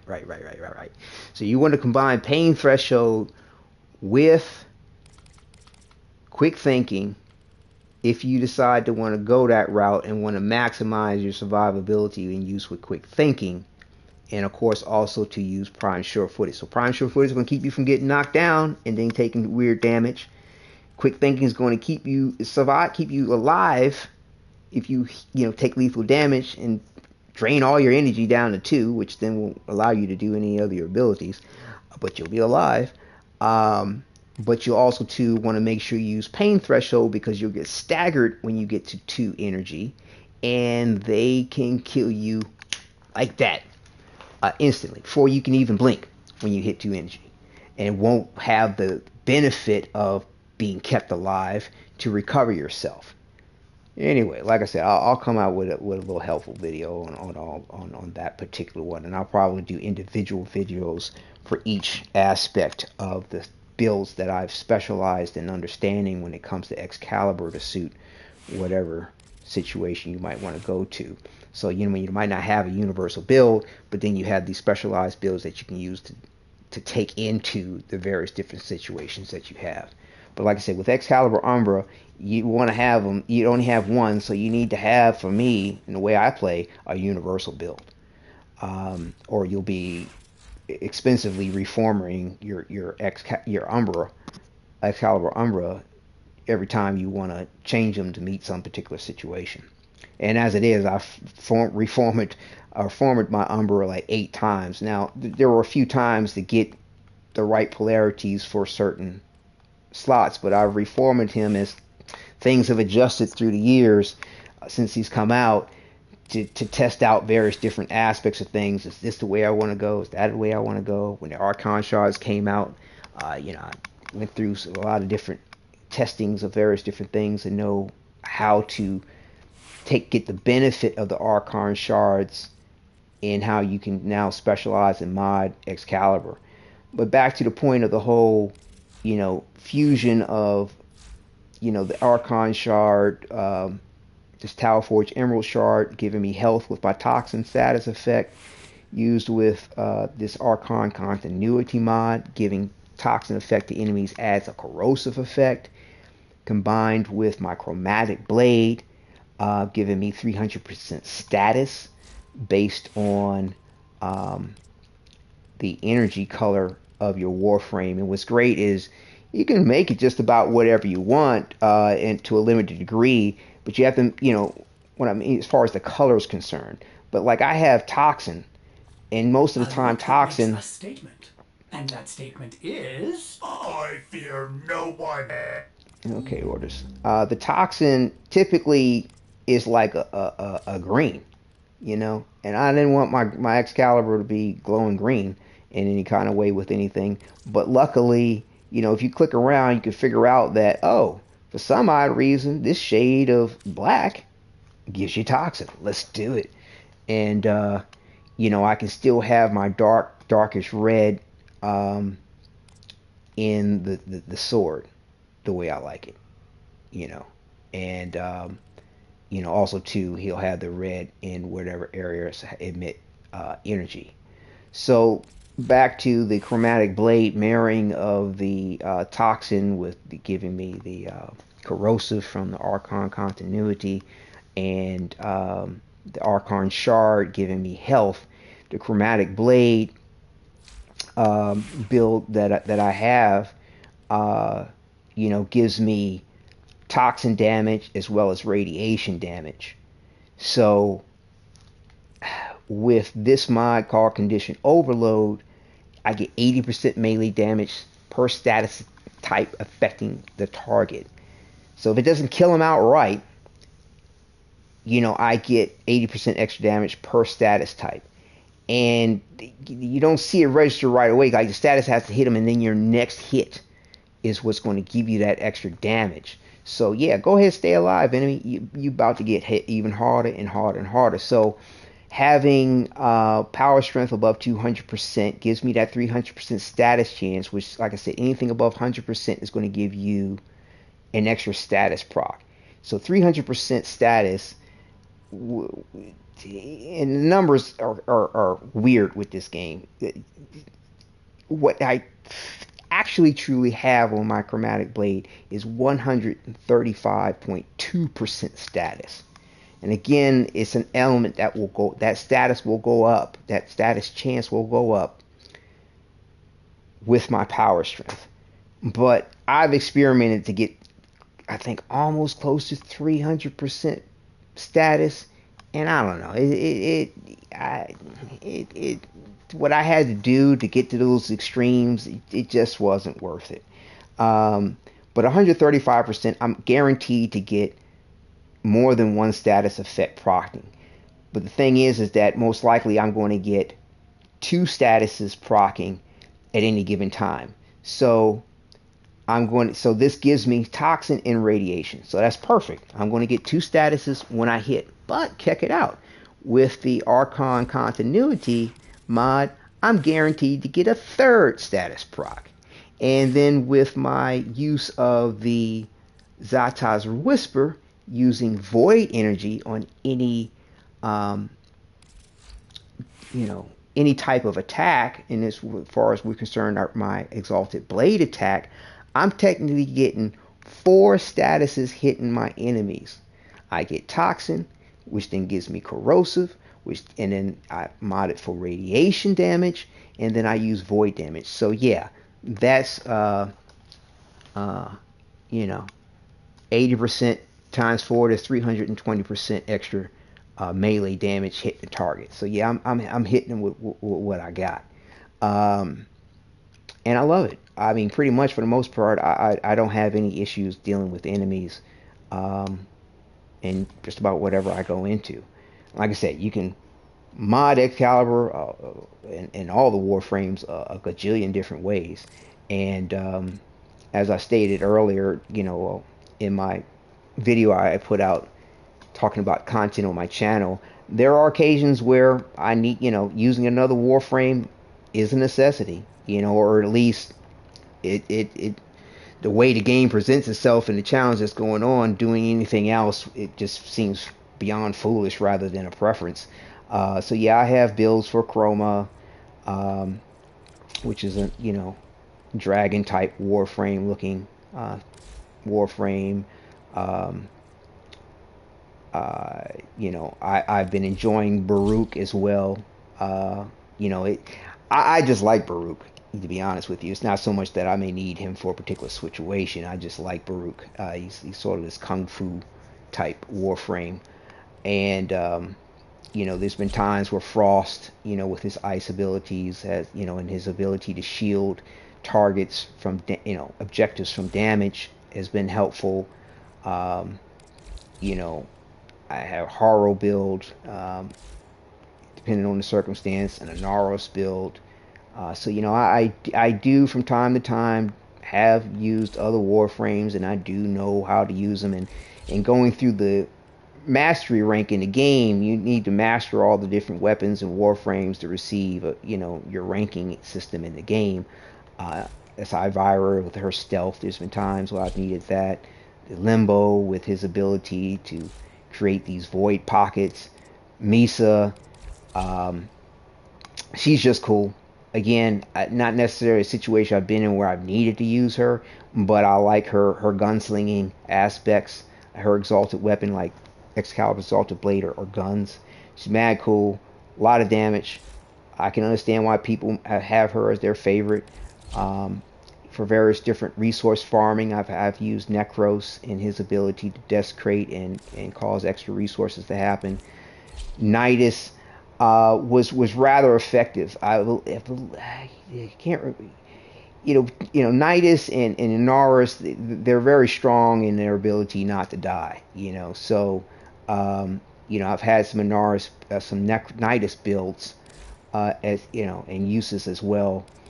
Nova has been handy, not necessarily a necessity, but I like Nova. I like her style. I like what she do with her molecular prime ability, where she makes enemies, primes them to just blow up. And definitely there's been a few situations where Rhino's invulnerability and Rhino skin have been very useful to get through the circumstance. And I've also too lately been enjoying Synex. I actually needed to use him for one of these ultra challenge modes that they've just come out, where they limit you to which Warframe you use, which weapon you use. You have all kinds of limiters and handicaps to get all these rewards. But I have enjoyed using Synex. That's why I have all these shards in him. But that's temporary, to be honest with you. But when I need to transfer them to a different Warframe, I probably will. And I'm still working on um, my preference for a build from my play style, and I'm still forming him as well. But what I did do with him was enough to get through the circumstance well without a problem. So yeah, don't get me wrong. Even though Excalibur has been my main for 9 years, um, I've used other Warframes, for example, and then also 2 Vault has been helpful in certain situations where speed was a necessity. And then as far as being a good assist and support, Wisp has been very helpful. Um, and I do think that's another cool Warframe that I really dig. Uh, so yeah, like I said, Excalibur is my main man, my main favorite, my go-to. But I'd say my other favorites, or others on the list underneath of that favorite would be Wisp and Misa, as far as like suiting my preference of taste and style per se, and um, where I may relate to the characters. So yeah, I'm trying to think. Is there another one? Like I said, I'm digging on Baruch, and for sure. So yeah, Baruch, Misa, Wisp, and yeah, the rest fall in line as far as, yes, I do like them, but these tend to. I'm really kind of liking the style of Stynex. Like I said, a lot has to do with it too on the skins that you get to have. Like this is a special skin that DE came with Digital Extremes designed for Baruch, and it's super dope, super dope. Like his normal look is okay. I'm not sure if I'm down with his slouching the look, his slouching posture. I just don't dig it. And the overall design is flashy. This is Baruch Prime. It's okay. But this is the shit. This is dope. This shit's dope right here. And and then also too, Nidus. Um, his normal look is very nice. Don't get me wrong there on as far as Nidus is concerned, but his special skin is super fly, super cool, super cool. And of course, I'm going with black with these things, so uh, you know, you can do other colors. You can make it look however you want for sure. Oh yeah, and this is his basic look. Um, And what's another thing that's super cool with the customization of the Warframes is that you can actually change your different postures. Like I use a Nidus Noble stance for my Excalibur. I like the posture. It suits the Umbral, Excalibur Umbra, his wild, uncontrollable nature type thing. He gives a radial howl, and the idle animation for Nidus's Noble is to kind of do this howling. Um, it looks like he's howling. See, so that works for me. I think it's super cool. And then on top of that, they have a cool emote you could get from an event. So yeah, I've got that set up for my Excalibur and my Umbra. But yeah, so my Exalted Blade, that's my, like I said when I went through it, that's my build. That's what I do. That's how I do it. Um, and weapons to me are just for whatever. They're just sort of there. I rarely use them, although I do have, I do understand the nature of the weapons, all the weapons, and what's kind of best to do, what not to do, the builds for them, have various different variations and options. I do have these weapons for this look of Excalibur. So like I said, it's always a little form with the function and some style. So I like certain weapon looks for certain looks of my Warframe. And this look to my Excalibur Umbra with this skin, I like the look of these sort of infested type weapons because to me, I don't show them. And you have an option to show weapons in the game, and a lot of these things changed over time, man. It's so cool what they've done over the years. Um, and so I don't really show my weapons except for my Schiaggiati, this my sword here, and because it's not an infested looking type weapon where it looks like it could be manifested from the Warframe, I have it showing on his back, and also too it looks cool. But so like this particular weapon here, secondary, this pox weapon, how it looks all it is an infested weapon, because the Warframes, spoiler alert, were the technology to design them was derived from understanding the infested and the creation of the infested strain of life. The Warframes basically are a manifestation within humans of the infestation in a controllable manner. But yeah, so for me, having this secondary weapon sort of say appear from him, it makes sense to me, and I like things that kind of make sense a little bit. And same thing with the bow, because it has an infestation look to it. It's as if it manifested from him. So yeah, so that's what I do with weapons in regard to this particular look of my Excalibur. And I mean, I know if you saw at the beginning of the broadcast, like my Proto armor has a whole different setup because it looks different, so I'm not necessarily going to go with that other look to things. Now, because this look, I'm using the Tennokan exclusive sign Dana, this backpack you see on his back. I'm just going with the point that the gun, his rifle here is primary, goes in the pack, his backpack, because when you show the weapon with the backpack, it kind of clips into the backpack. I don't like the way that's doing it. I don't see how it's clipping through the backpack. I don't like that. Now, when I don't use this pack, I show the rifle, of course. But because he's got the backpack on, I just pretend that the rifle's going inside of there. Whatever. Makes sense. Not 100% accurate as far as the the size of the pack, but we can have some liberties at times. But with Excalibur having his design look and the straps on this one side, no straps over here, having a sidearm hanging off of that looks sweet. And with the look of the skin, having this sort of enemy faction in the game, another one's called Corpus, but it's this Corpus look to these weapons. It's this type of weapons they use. For the sword, it's my Schiaggiati, but it's a skin that I'm using that was designed from the Tennogen pack. Works really well, looks good, and but yeah, various different cool weapons that they have, and they've come out with this thing called Incarnon weapon system, which can make them even stronger lately. A lot of these things have evolved so much through the years. But to have you become more powerful, more capable to deal with the more powerful and capable enemies that they've come out with in the game. But I roll with this, and it's also too an aspect of look for me and function and what I like to use more so than this is the latest greatest and I've got the best numbers there are type of a thing. Because for me, a lot of these weapons are backup, and just because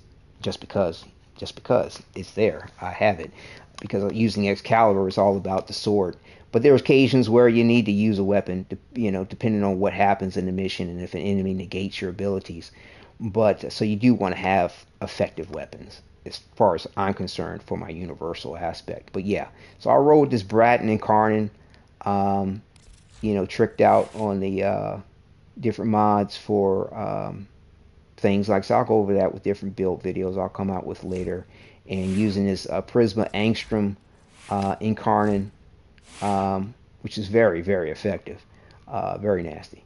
And like I said, I like to go with the Schiaggiati on my Excalibur Umbra builds because the unique talent is that finishers turn the wielder invisible, and that can be very handy if you're trying to negate damage and detection. If you want to stay invisible, and like I said, using that with my Huros is rather nice because, like I said, the Huros allows you to turn invisible when it detects enemies. Yeah. So, like I said, you can combine different play styles with however you may decide to want to load out your Warframes, or and yeah, that's what's up. So yeah, so back to going to a mission. And one cool thing, they never used to have certain stuff like this in the game, where you have all these different base and camp options. Like, you know, you used to have the dojo in your orbiter, and now you have things like you know, a railjack, a whole nother ship that you get to pilot and go into space on, and that's the railjack that you see way up there in the sky there. Um, in matter of fact, you get to interact with it, of course. Oh, I don't need to do this. You get to interact with it. Well, let's go this way. Let me show you this real quick before we go into the mission. So yeah, that's another element that they added to the dojo, was to actually create a rail dock station. I mean, my dojo has changed so much over the years, and having to rearrange it so it looks like it fit in that structure you saw there when I clicked on it to go here. And you know, and I've made the adjustments to accommodate the changes. But yeah, so I have a dry dock station. What is it? Should be level 5. Yeah, there we go.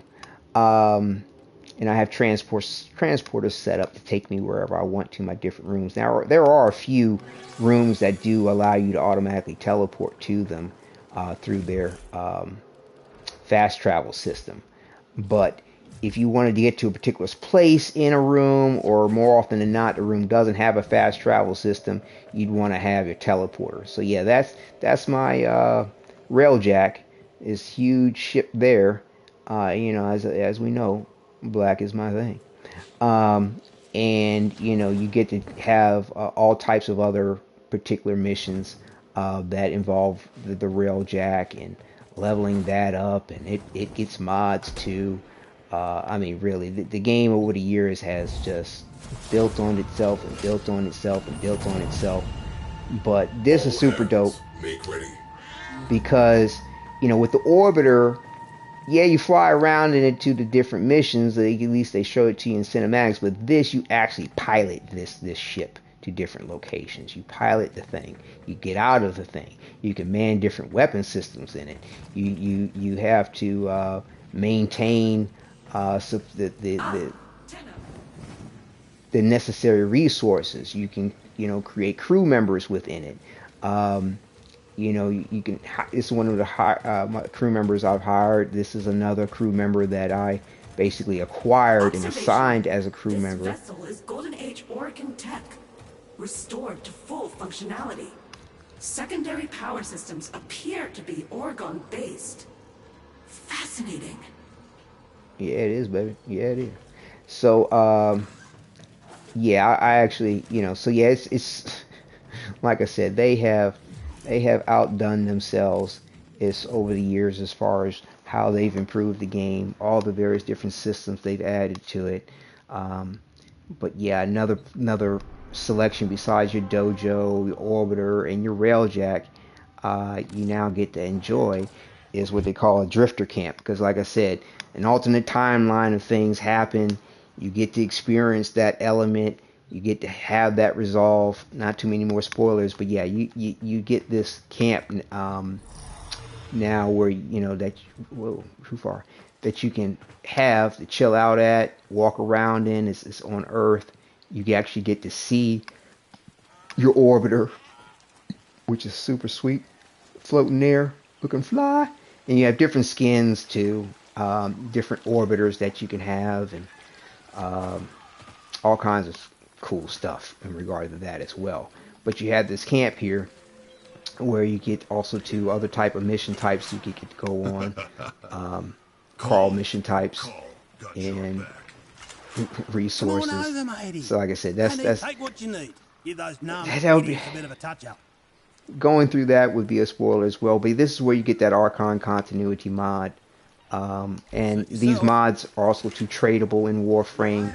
The trading system within Warframe is vast.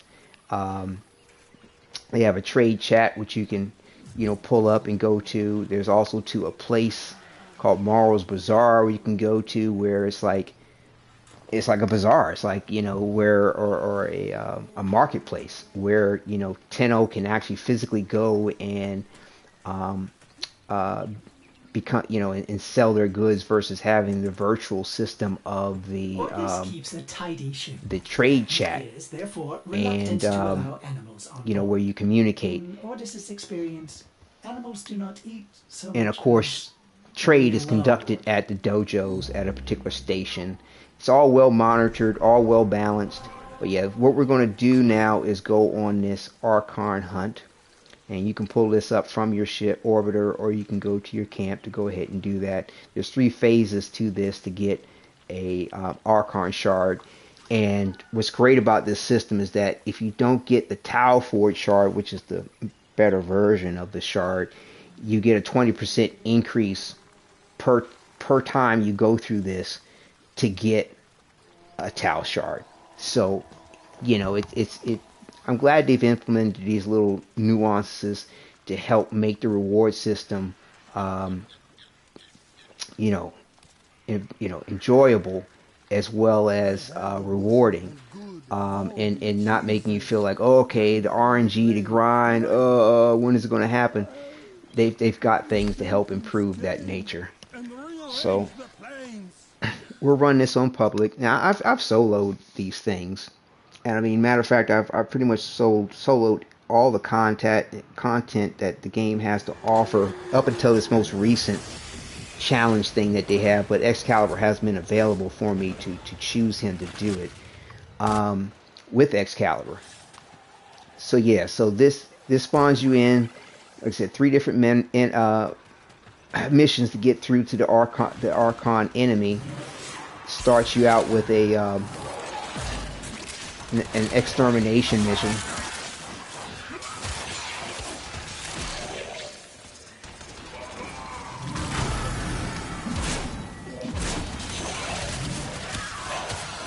But yeah, a lot of people, I tell you, it's weird how they've, within the community of Warframe, I mean, everybody's, for the most part, pretty cool, pretty friendly,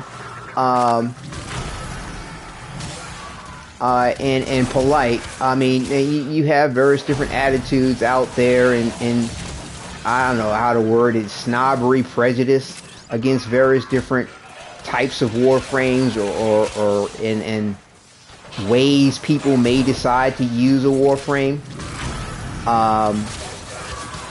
But I don't subscribe to those types of prejudices and snobbery, or shunning players for what they may or may not use, or how they may use it.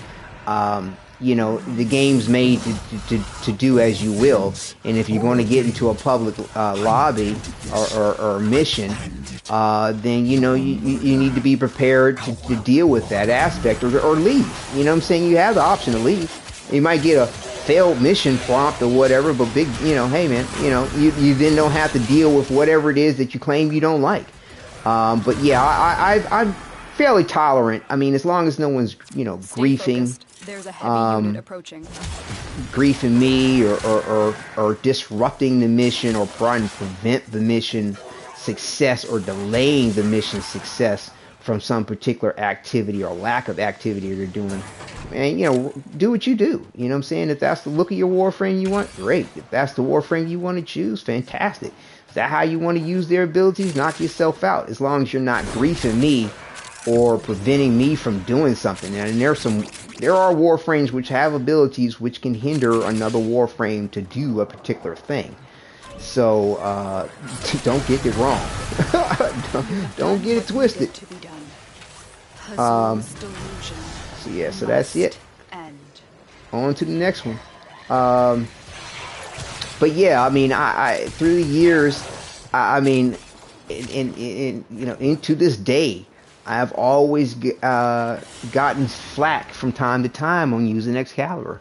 They're like, why are you using Excalibur? There's so many other Warframes, and there's other Warframes that do this and that better. And I'm like, yeah, they got Warframes that have AoEs, like his Radio Javelin, that maybe are more effective in an area of effect. Yeah, sure, there's other Warframes now that have a dash or some sort, or a teleport that allows them to be invulnerable. Yeah, sure. Yeah, they have other Warframes now. I mean, over time, when it first started, it wasn't the case, that have an ability which will blind an enemy or cause them some state of confusion, which might open them up for finishers. Yeah, they got it now. But you know one thing they don't have? No other Warframe has the Exalted Blade, the sword, in that way that it manifests itself. Thus, his namesake of Excalibur. I mean, he's the only one that does that. And I like being the sword. I like using the sword, and that's my bag. And but what I've done is I have learned how to do what I do with Excalibur effectively, and in ways which will benefit the team, and not hinder the team or not disrupt their aspect of gameplay, as well as not make him a hindrance to them because he's dead and on the floor, because Excalibur can be a bit squishy. You know what I'm saying? So and there's a lot of ways that can help do that besides just the build. Like I said, you have your companions, you have different weapons you can deploy, you have specters, as they call them, which you can deploy in various different mission types. Now, with this one here, because of the nature of it, you can't deploy specters, but that's okay. And you have a limit too on how often you can use supplies in these Archon hunts. I'm seeing an enemy on the map. Okay. But nonetheless, though, like I said, there's ways you can do what you do and not do it to be effective and not effective. We're doing what they call a interception mission, where you have to capture total control these towers and maintain control of the towers for a certain time to get through the mission. And to me, maintaining your position on these things is the best. A lot of people really, a lot of Tenno, as we refer to ourselves, as the game also too refers to your character, your operator, that is. So you have the Warframe and you have the operator, but regardless who is a Tenno. But I take that back. They also too refer to the Warframes as Tenno as well, because at one point in time it wasn't understood that there were two separate entities within that circumstance. Nevertheless, there's a lot of Tenno that run around, as you can see them in the screen there, to different areas because they're bored. They want to kill stuff. They want to feel like they're doing something. I don't know. But that's what winds up happening when they play that way. You lose control of towers. It slows down the progress of being able to get through the mission. It doesn't kill the progress, but it slows it. And that kind of sucks, in my opinion. So, yeah. So, yeah, right now I'm trying to gain Affinity for another school to get some of the benefits of the perks to it. So I'm not using my normal Xeneric school, but I should have probably put it on regardless. But yeah, I got all the extra goodies you can get from, or rewards, once you level up the Xeneric school. So I'm trying to level up some of these other schools past the point of unlocking all of its nodes or ways. I believe they call it ways within the school, so that I can get, it's like posters and you can get ornament for your orbiter, that you fly around in, different little stuff like that. So I don't use my Xeneric school, but I love the Xeneric school because I could jump out my Warframe, create an energy bubble around my Warframe, which would then give me a recharge of my energy over time. So without that, I gotta wait for my ability to use my what do you call those things? Oh my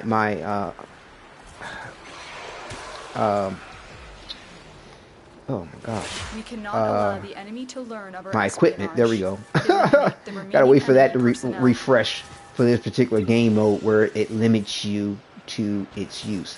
Now see, at this point, where it's like kill all the enemies, that's when I'll go ahead and leave my post. Run around and get different stuff. Why is there... Oh, it's the enemy here. I don't know why I didn't notice that. I'll leave my post, go ahead and make sure I collect any drops at this point, because, you know, when the mission ends, it kind of ends, you know, you only have a few moments once you've completed it to run around and get stuff.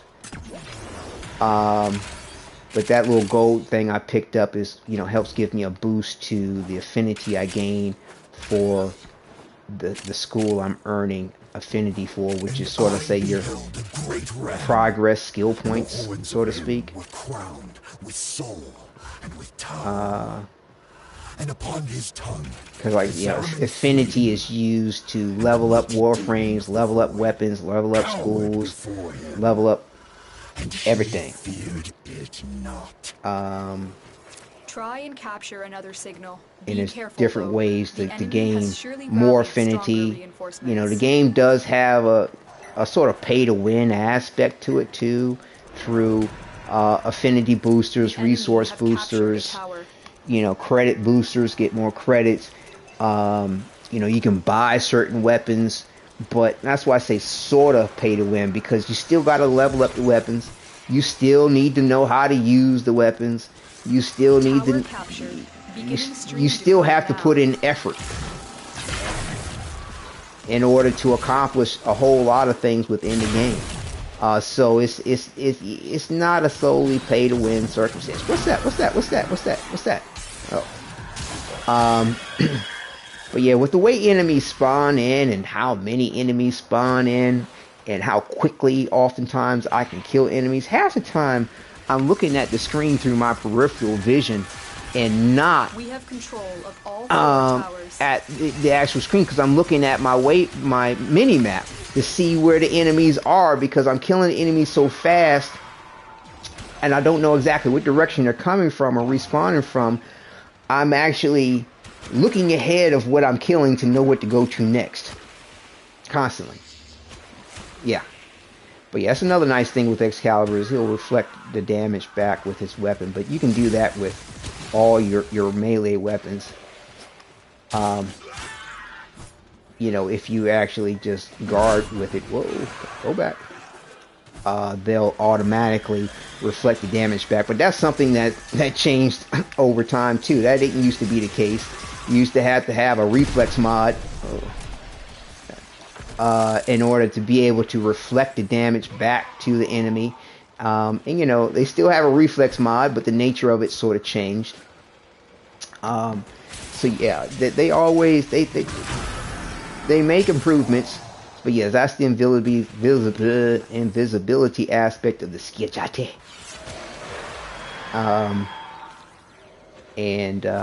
So yeah, me likes me Excalibur. Me likes me Excalibur a lot. I'll get that, give me an extra boost to my affinity earned. Jump back to my post. See, I'm not worried so much about the numbers at the end of it all. You know, a lot of people chase the numbers. Ooh, I got the most damage. Ooh, I got the most kills. Ooh, yeah, okay, great. I'm glad. Congratulations. I'm happy for you. That's what, you know, does it for you. Now, grant you, I don't like to be at the bottom of the list when it comes to certain things, just to, you know, for a measure of effectiveness and capability, and also to contribution to the team effort. But like, you know, if you check your progress in your mission, what was that? You know, you can go to your stats and see what's up. I mean, because I'm not running around killing a bunch of stuff and holding position so that we get through this quicker, you know what I'm saying? Yeah, I don't have a lot of kills. And what's interesting is that sometimes you can kill certain missions to get through it like when we get to the end on the Archon hunt, Message decoded. Leave none alive. Clear out the you know, if you're remaining focusing on forces. killing the Archon itself, your damage numbers may not look that great because you're only focusing on the Archon enemy that you're going after.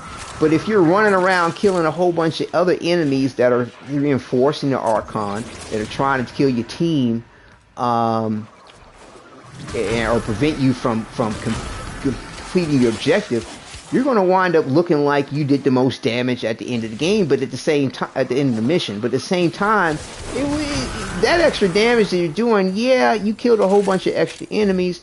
Yeah, you helped the team possibly stay alive. But you know, is not merely insane. that's not what won the There's day. another mind at work within him. You know what I'm saying? It was the person who pretty much killed the Archon that actually helped with the objective. And quite possibly all the enemies you were running around killing may not have even been necessary to kill if you just focused on the Archon. Now, that's not necessarily the case with this here, but it's just an example. You know, a lot of times it's sometimes the amount of enemies that you killed is what causes you to have the most damage dealt, not necessarily the direct damage you dealt to an enemy or enemies. Need to atone. And now it is a factor in how much damage is dealt, because there's times where I'll kill fewer enemies than someone else, but then have a higher damage dealt number. So yeah, it's a combination of both how many enemies you kill as well as how much damage you dealt. Because how much damage you dealt to an enemy adds up Used to silence those who speak with out the amount of against enemies Narmer. you kill. Much as Plazul So yeah, himself that's tries what's to up. stifle the voice of Era within his mind. But yeah, I do a radial howl, blind the enemy so that everybody's not... Whoa, somebody's down. Who's down? But yeah, this school that I have up, if I can get to them, will revive them instantly. Okay, they got them up. Because one of the benefits to the school, there it is, got them, is that you have I think a certain limit, you have a limit to it. It's like the first 3 or 4 revives are instant. And then any revive thereafter is super fast. So that's another reason why I like using this school, especially in missions like this, where dying will cancel and negate any of your progress in the mission, and you have to restart the mission. You won't get, you know, the special rewards even if the team finishes and you watch them through your dead screen or whatever, or you're down. And I don't know what these people are doing. What these folks are doing here. They are, because this is not an extermination mission. Killing enemies isn't the objective. Getting to the Archon is the objective, and stopping the Archon. The enemies that you get along the way are just fodder. I mean, you can use them to farm skill points or something, or rather affinity if you're trying to level up a weapon. But these kind of missions aren't ideal to be bringing a weapon you haven't leveled up to. You know. So, you know, I don't know what they're doing. Okay, there we go. Amar! He will close the distance shockingly fast. When he creates duplicates, look for the one that is armed.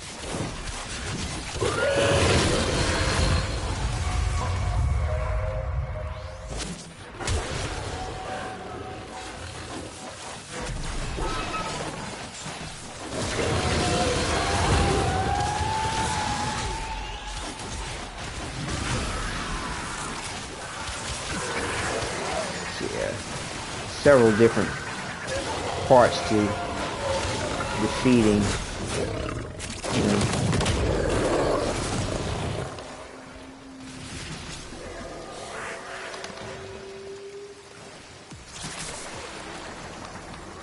Oh man, somebody asked me a question in chat and I missed it.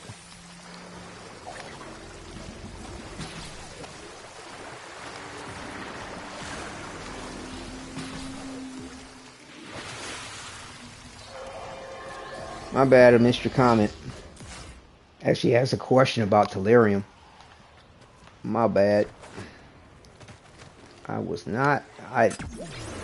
the zone with the conversation, explaining my experience over the last 9 years, and what all I've been getting out of the game, in Pazul's eyes. the cool aspects They will therein. open this gate, even if their bearer is dead. But yeah, they asked where can you get Delirium from, and I want to say I remember, but at the moment, trying to focus on the mission, I don't. I'm afraid that whatever I might say might be the wrong answer. But yeah, I mean, like I said, Warframe is a game that, to be honest with you, you need to have a wiki page open all the time in one sense or another, until you thoroughly learn and memorize what this is or that is that you need. I can't remember the last time I needed what is it called? Delirium. I can't, but dude, is the player going to pick it up? Did they forget to pick it up? Dude, you forgot to pick up what you needed. You killed the dude, but you did not pick up what you needed. See, that yellow box that's up there that I'm coming to is 170 meters away. Yeah, you need this. It's a key. He killed the enemy, but didn't pick up the key. And he's going to get all the way back there and go to the thing and be like, yo, what happened? Yeah, you didn't pick up what you needed, Chief. I got you. I got you back. It's all good. I got you, bro. It's all good. I got you. So yeah, Delirium, like I said, I kind of think I remember, but I don't want to misstate the point. But yeah, like I said, I could take a break from this and look it up, but I believe the viewer has left the channel or left the broadcast, so I think it's kind of a moot point now for me to have to stop what I'm doing to figure that out. And but there's helpful resources in game. I believe the Codex at the Orbiter will let you know where you can get Delirium, if I'm not mistaken.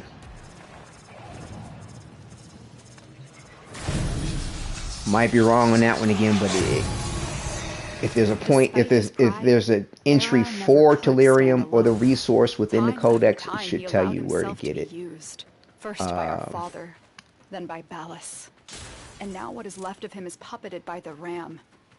I will not say he deserved better, but I grieve for who he could have been.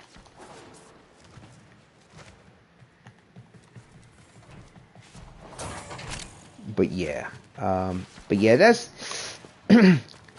it's like I said, it's not a hate kind of thing, but it's been a frustrating situation when it comes to the amount of information in the game, the subtle nuances to the information in the game, the changes that have been made to the information and functions of things in the game, that it's a constant research project. I mean, really, it is. I mean, it's a constant research project.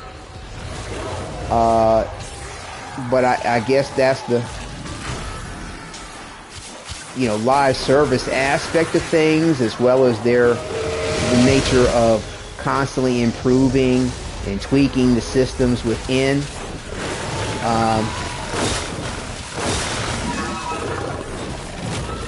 I wanted to get the animation, the cool animation you can get when you get the Archon chart. Whatever. Amar thought himself a hunter. But yeah, Now, it's a mere trophy. constant research project. Good job. And yeah, I do play other games. You know what I mean? I mean, I like I said, enjoying Marvel Spider-Man 2, trying to get into the flow of Stellar Blade, and there's other things for me to remember in life. I'm raising my son, and so yeah, so not everything I'm going to remember all the time, especially if it's not pertinent or relevant past the point. But yeah, Delirium, gosh, I'm picturing it in my head, but yeah. So we got a regular Crimson Archon shard from all that. Okay, yeah, whoop-de-doo. But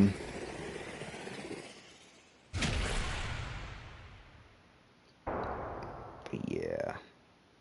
But yeah, I apologize to that viewer who missed this question. Like I said, I was in the zone, didn't have my my view of the chat in my line of sight. But yeah, I like to give him a GG, fellow Tenno. That's my thing in the chat thing. I think I'm not the only one that's ever used that sort of reference. But yeah, I mean, we all do reference each other as a Tenno, but yeah, my fellow Tenno. But yeah, this is the Codex that I was referencing, where you get your quests in the game, which are very cool, very cinematic, very epic. Love them. And what's nice is from time to time they update the quest to be replayable, which is awesome. I don't know if they're going to do that for all of them. I really hope they do, but some of them will say that they are replayable. Like, I'm surprised that's that. Like the Awakening, you see replay quests there. For some odd reason, Voice Prize is not. Don't know why. Operator, Because that's been out for a long time. So yeah, very select quests you can replay, which is awesome. But some of your super cool ones, I mean, your Awakening is cool, but some of your super cool ones aren't replayable, unfortunately. You know, Second Dream, you can replay that, which is nice, awesome. That's a really good one to be able to replay. But so yeah, I'm looking forward to them being able to set it up where you can replay all the quests. I'd love to be able to do some videos on that. But I will do a few videos on replaying the quest, because my look for my Tenno and Warframes has changed over time. So you know, replaying the quest allows you to be able to update your look and feel and experience of those quests based on where you are. So I'm trying to see here. So you got companions, objects, relics and arcanes, warframes and vehicles, weapons, Kuva Lich, sisters, factions, mods, art gallery, fragments. So yeah, I don't see resources on here. So yeah, so that's what I mean. It's like you gotta look up so much stuff, man. Like, you know, because Telerium isn't listed there, you don't know where to go get Telerium. And you know, I think if I have some Delirium, like you have your Foundry where you get to build your weapons and stuff like that. I don't even think Delirium is a. Hold on. It wouldn't show me there necessarily, but if you have any Delirium, you can go to. I don't even know if it's going to show, if it's going to tell you this or not. Oh, it just clicked in my head, Telerium. I remember, yeah, it's this red shit.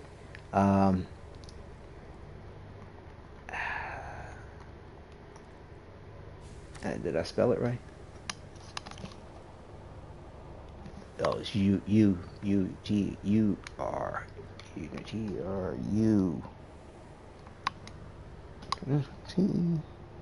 L L U I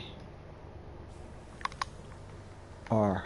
Yeah, I just remembered. What? That's not how you spell it? There it is. Okay, this is how you spell it. Tellurium.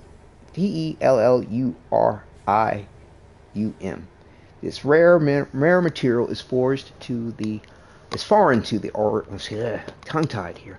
This rare metal is foreign to the origin system and can only be found in asteroids that have made the long journey from other stars.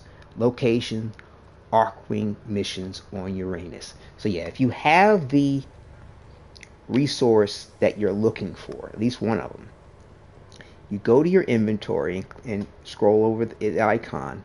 It will let you know where to get it. So yeah,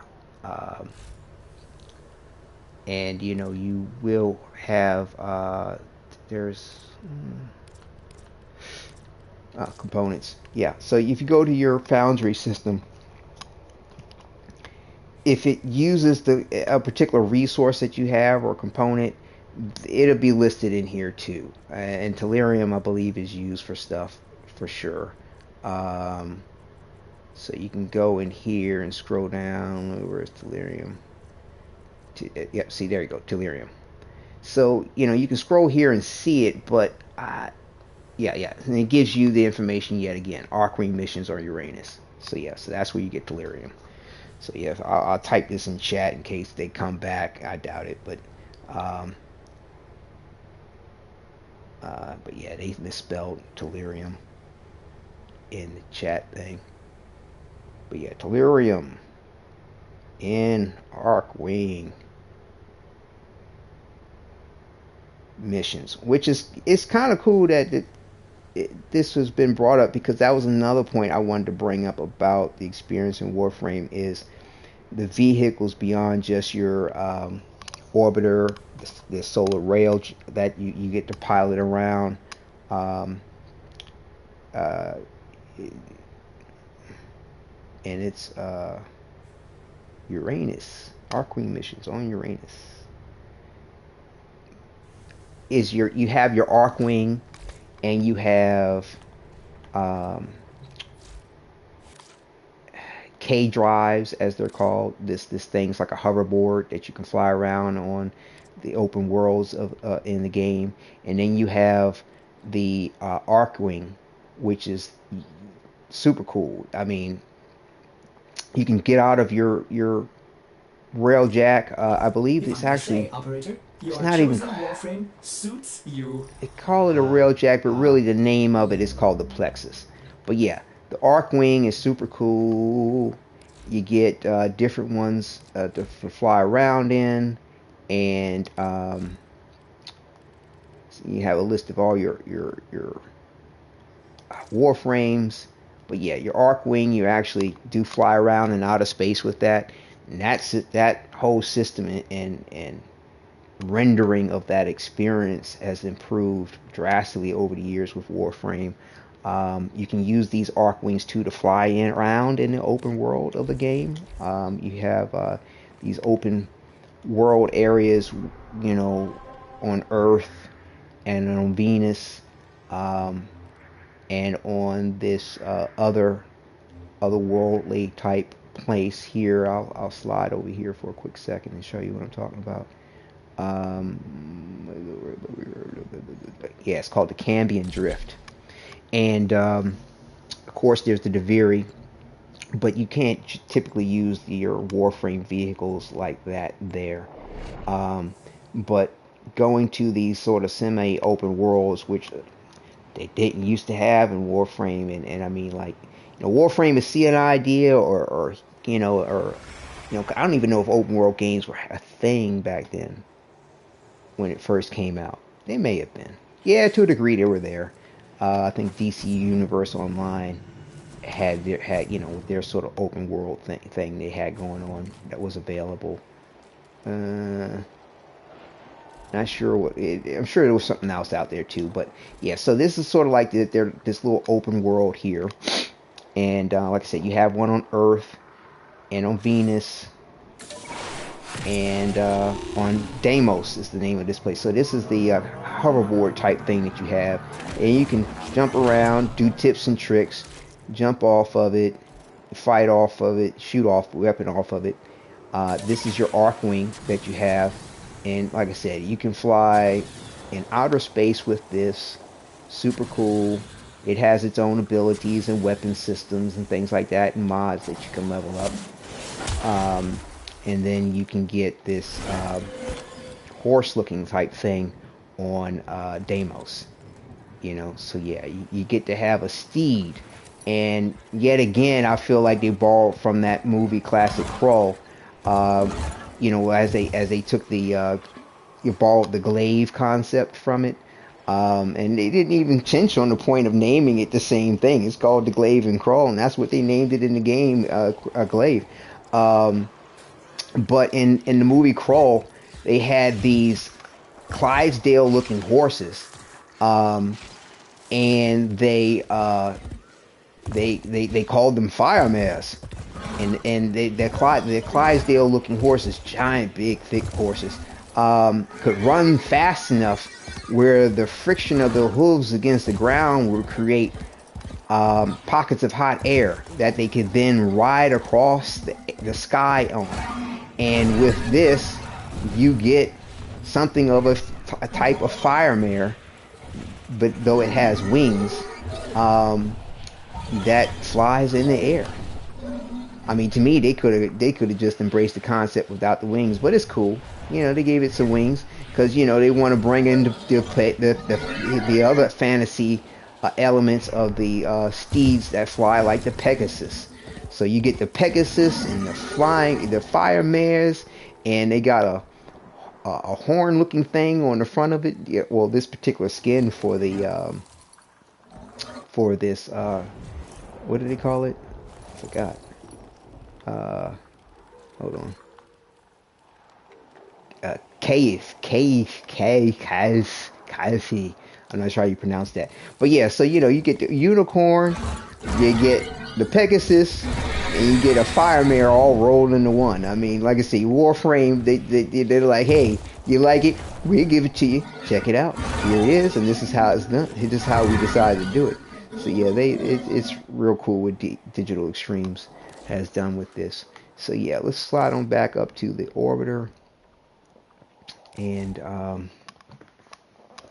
I believe I pretty much have done what I wanted to kind of do today with Warframe, and I think I've covered just about everything I was, you know, that came to mind in regard to my experience and where I am with things, as well as being informative about what I have going on with Excalibur being my main. I mean, I've kind of probably covered more than necessary, but you know, it has been enjoyable to share the experience of it all with those that have come to view and will come to view this. Oh yeah, that my third look for Excalibur that I've been gravitating to, I haven't shown, but I'll show this one too.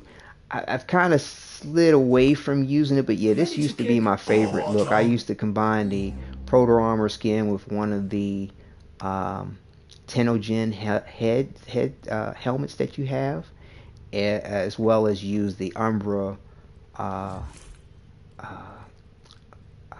what do you call it? Umbra cosmetic options, attachment options. There we go. Yeah. But it's a bit Frankensteinish in the way that it's so pieced together, and the textures of everything don't necessarily match. I mean, the textures of the various different pieces I have going on here kind of complement each other in their own way in reference to what that piece is. Like the cowl that's over top the body part with that gives you the umbral loin cloth that hangs in the front, and the scarf, but the sort of plasticky looking or just infested looking skin part aspect. You know, it works with the headpiece that I've chosen, you know, and the side aspects that come off the side from the umbral options that you get to use for it. You know, as far as the attachment is concerned, you know, it changes the look of the arms to give this sort of fin aspect. You know, it's, you know, like I said, I almost want to call that Frankenstein, but you know, like I said, it's a hodgepodge of things, but I like it. I don't know, it's weird how the mess of it works for me. You know, but yeah, I used to roll with that all the time, but then, you know, I just kind of got to a point where just there's so many little elements of it that are so different, but yet, like I said, it comes together well for me. But trying to make sense of it, I just I get a little exhausted with the point in my head, because like I said, for me, things, I like things to make sense, and there's so many different layers to what's going on here that it's like, okay, oh, okay, okay. It's a lot of okays you got to get through till you get to, okay, so to speak. But yet, I like I said, I do like this look because it takes from a whole bunch of different stuff and gives it all to me all in one package.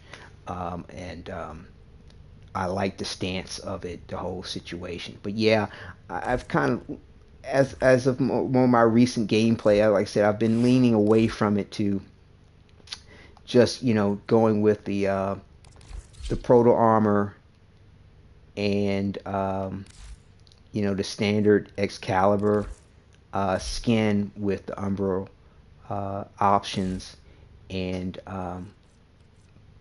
then also my third that I've been enjoying is the Zato custom skin with a Tenogen helmet piece. A lot of players do gravitate to that one. Of course, they like to make some cool colors. This is another version of it that I've enjoyed using some colors while enjoying some black, my black with it. But yeah, I mean, I like colors. I mean, I do them every so often. Do a little something. I was trying to do a nice little some Asian flair to it with the green and orange and earth tones to sort of complement the style of the outfit. I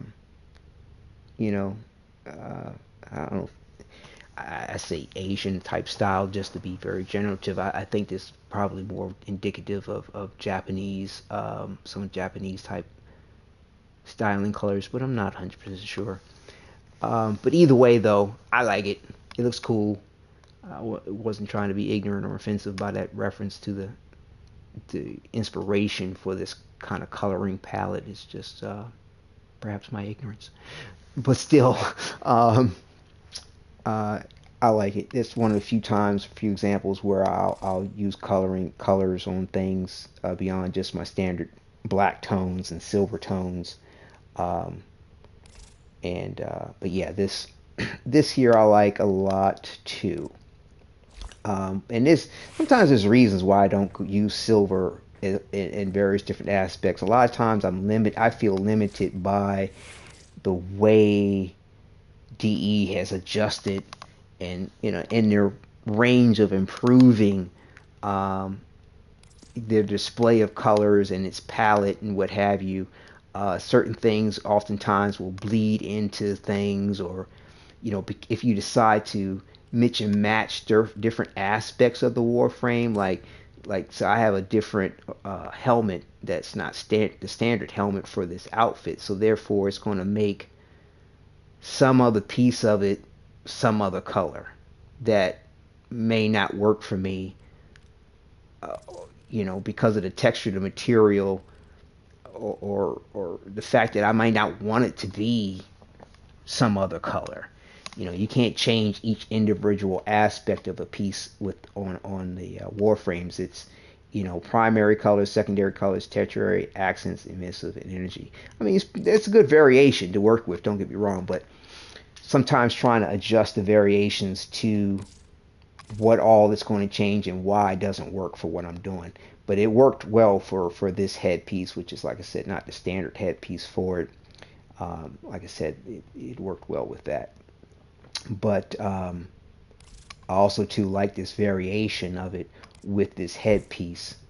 So, and to me, it works best with being in all black. But in my display here, I do have that other one featured, next to my fish tanks and stuff. But oh yeah, I did forget. I forget to mention too that there is another little hangout spot that they've added for us that we get to customize, which is super cool. Like I said, the evolution of this Warframe has been tremendous in what they have given to us to explore within its lore and utilize within its game and interact with. And I don't know if there's any other game out there that takes it this far, in regard to its combination of lore, you know, places to customize and enjoy, vehicles to have, pets to have. Like, this game's out there, sure, you've got your Star Citizen type stuff, and you have your DC Online type thing. You know, you got a lot of, you know, live service type games out there that have a, you know, more of a particular thing in one degree or another that Warframe may or may not have, you know, and of course less. But to give it all to you in the package that they have given it to you, and, you know, it being free, as long as you don't give into the urgency to have 90 some odd % of everything in the game is free that you get to enjoy. There are some exclusive things that do require some coin, real world money, translated into what they call platinum in game, but you have your in-game currency for that, and you can use trade to even earn platinum, so you could technically get even your platinum for free if you're willing to network and do the research that, you know, of what is, you know, hot, what's not, do the grind in the farm to get whatever that is that's hot or not to be resold, you know, to be sellable in trade. You know, invest the time to, you know, deal with, you know, with gathering resources, being in trade chat to and haggling with individuals, or you know, or not. Matter of fact, there's even a marketplace guide for, you know, letting you know what the standard price of things are in the game, or what the going rate is for a particular item. But yeah, you can get your platinum that way. There's people that become very rich in game in platinum by doing it that way. Now, like I said, that's right, I did mention this earlier. I wanted to show, like I said, you do have this Morrow's Bazaar that you can go to.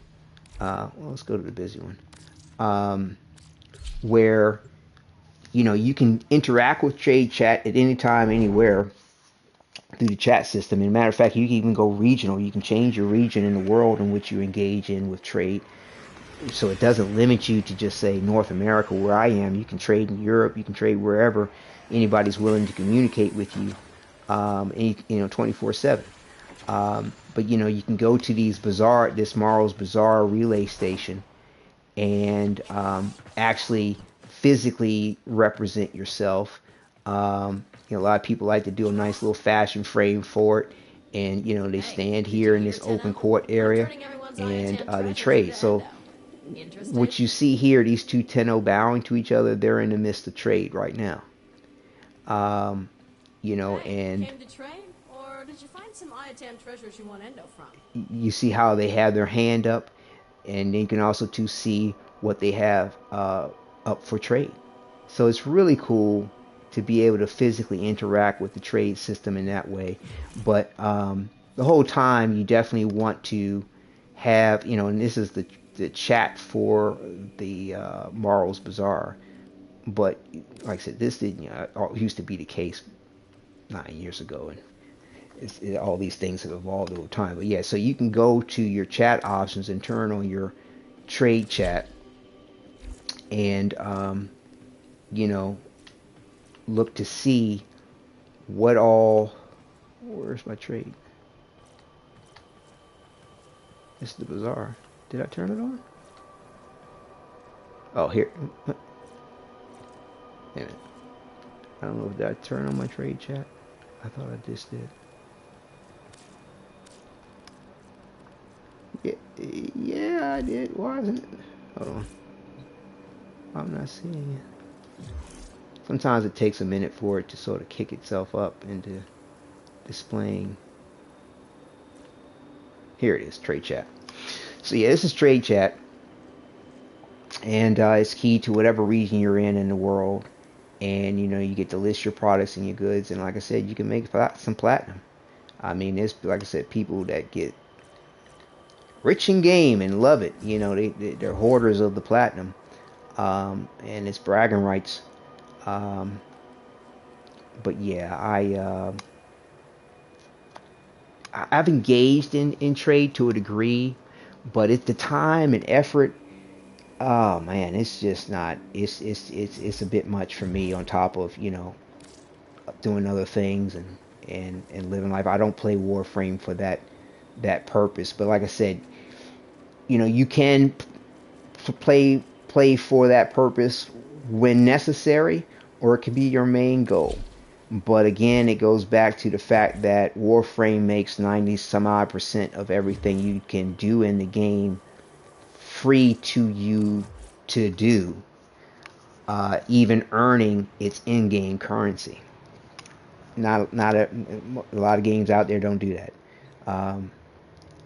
You know, the online type games and live service type games, that, you know, don't do that. Like DCU Online, DC Universe Online, that's what DCUO stands for. They have a system set up like that. But to me, I feel like Warframe system's a little bit fairer, a little bit more balanced. You have, you know, like I said, your Warframe marketplace is, I think that's what they call it. It's a online guide that you can go to, and there may be other ones out there which can kind of give you the going rate for things. Let me run this mission real quick, because this Gifts of the Lotus, though I have this weapon, I can get this second weapon. I can get a second version, you know, a duplicate of it through this mission, and I'll have the option to have it formatted a particular way that's different from the first one I have, or I can just sell it in game to the game itself and get credits for it. And because it's the way that we're obtaining it and gaining the weapon, you also too get oh, you just saw me turn invisible because I have my Helminth Huros with me, and I wasn't attacking. So, but yeah, so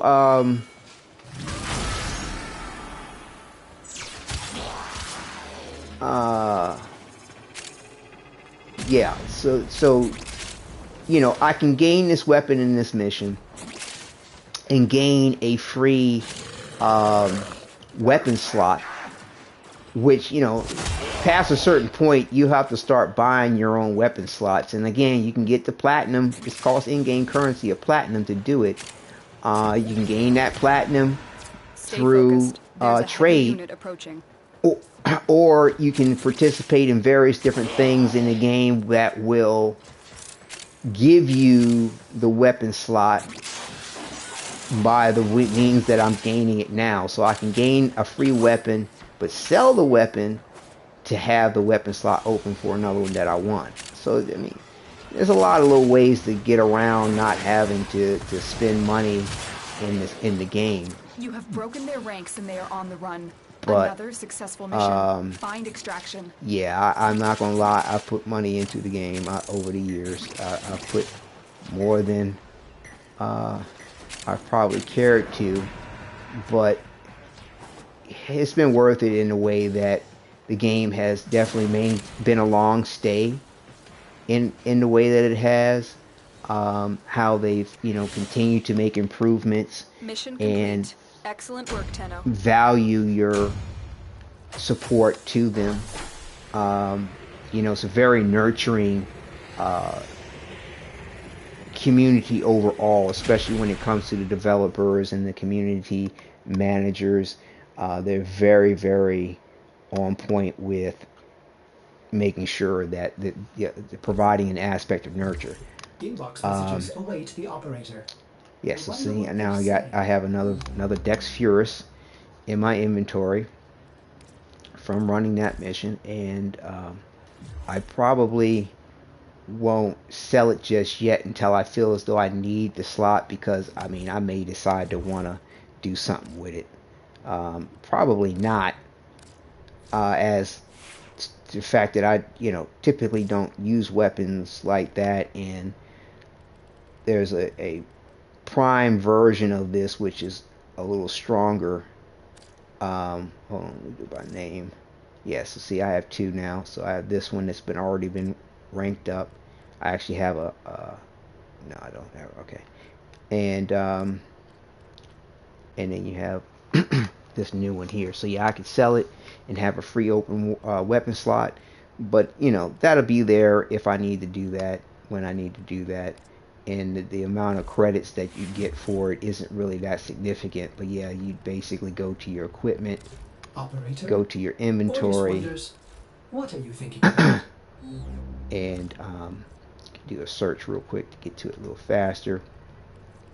But yeah, you can click on it, and that's how you sell it back to the game. So I'd get 5,000 credits, but yet maintain the Warframe slot for the weapon.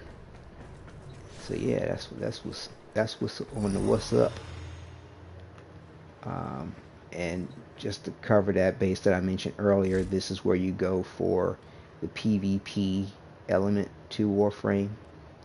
I'd say, to me, Lunaro is the most fun. These other things, you're actually fighting against each other physically, and the combat nature of the game has changed drastically. And now with the parkour ability that you have, the movement system, how it's improved, and the way weapons deal damage, and the way you attack each other, whoever, as I call it, is the squirreliest. You ever see a squirrel run around in a park, or you ever see squirrels chase each other in a park? Well, that's what goes on in these PvP matches. You're just looking like a bunch of squirrels jumping, dashing, jumping around and attacking each other while you jump around from place to place to place to place like a bunch of squirrels playing in trees. It's not my bag. It's not my bag. It's okay, but it's not my bag. They have a few events every so often where I'll participate. It's cool for that limited time, but it's just like whoever's the squirreliest and most accurate in being squirrely in their movement, wins the day. But Lunaro's pretty fun. It's kind of like I forgot what they call the sport. Not quite lacrosse. There's another one where you have a mitt type thing. Oh, okay. I think I can show you a practice thing. Or I forgot what they called it. But it's similar to lacrosse, but yet you have, but instead of a stick with the basket part or the net part that catches the ball, it's abandoned field. Tenno will come in your in hand. the spirit of honor and teamwork. Not to quite like a resurrect baseball this glove. forgotten tradition. Let me explain how it works. Lunaro is a team game, played on a field divided into two halves, sun and moon. The objective is simple. Get the ball, called a Lunaro, through the opponent's goal at the opposite end of the arena. The team with the most points by the end of the match wins the game. So yeah, see that glove type thing that's on his arm? This is the thing that you grab the ball with by interacting with it, and you have a certain amount of time in which to throw it into the basket before it explodes. And of course you have to get your trajectory right and get it in. And of course, an opposing team member can take the ball, take it from you, and score. When you have it in grass, if you jump, or is that? Yeah, if you jump, you'll wind up releasing the ball. So, but yeah, you can pass it to team members, oh, am I shooting at the wrong goal? It's a bit like the Aztec game that I forgot what they call that too, where they used to throw a rubber ball into a stone basket. But either way, yeah, it's been a long time since I've played it, so I'm kind of button stupid on what I'm supposed to be doing. There we go. So yeah, so that's Lunaro. Like I said, another reason why I like this is that it's team based, and it's not, you know, it's not who can kill who, and jump around the squirreliest in the process. But yeah, it's actually rather enjoyable. But I haven't engaged with it in quite some time because, like I said, there's a lot to do in the game, and there's a lot to do in other aspects of life too. And there are other games I still, you know, enjoy and I'm trying to participate in. But yeah, okay, we're back to that closing again, where I feel as though I have covered my bases on everything I wanted to explain. As ready as you will ever be. And again, thank you for sticking with me in the process of it all, and enjoying, you know, hearing my. I hope you've enjoyed hearing my tale of my 3,800 plus hours, and what it's been like for me, and what I felt like I've gained, and what I felt like I've enjoyed along the way. Oh, yeah. That's right. I didn't show you this, but yeah, it's another place where we can kind of chill out.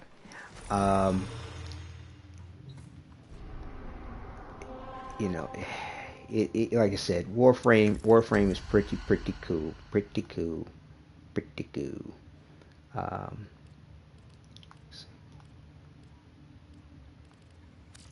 Yeah, this is the Duviri experience.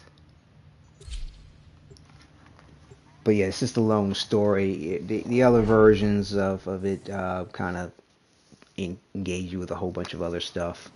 Like I said, that's a whole nother chapter of things to kind of engage in. But I'm just going to show you this on the way as I say thank you for viewing.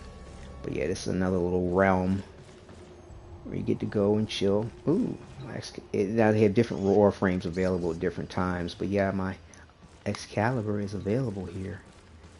But yeah, this is where you'll find the horse. You do have an addition to the dojo, which makes the horse available too, as well, to interact with, not to go anywhere and do anything. But yeah, I showed you that virtual world earlier. But yeah, this is Duviri. Was nicknamed the Prince of Fire, a mocking title, for he ruled over nothing, least of all himself. I've seen you drifting among the isles of my kingdom. If it weren't for that manic little imp, he's got it in for you. If you're not a complete idiot, you'll see that we should help one another. But yeah, this is another open world area. Like I said, I mean, the way this game has evolved and what it brings to you to enjoy is something else. Definitely something to experience. Those are decrees which give you buffs within the realm of Duviri. So yeah, and there you have it.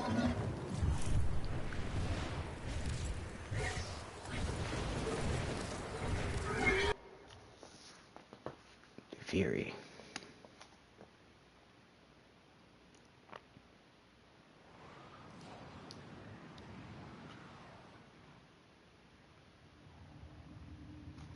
Oh man, yeah. Let me show you this one more thing. One more thing before we go. One more thing.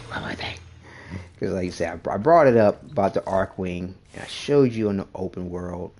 But again, I feel like I want to show you the what's up in regard to it because it has evolved as well over the 9 years, in a way that, like I said, is very enjoyable. Matter of fact, we'll go to it like this.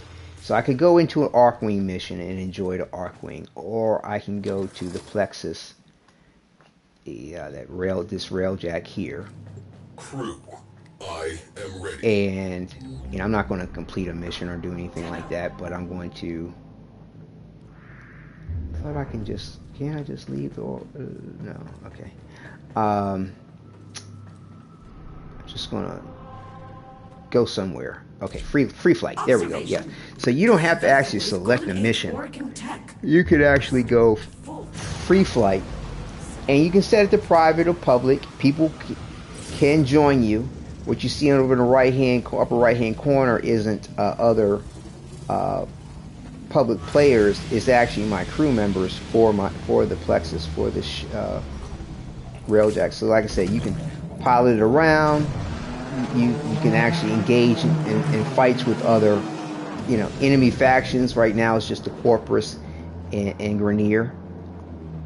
You have weapon system on it, and you can fly faster, of course, and all that changes as far as your upgrades.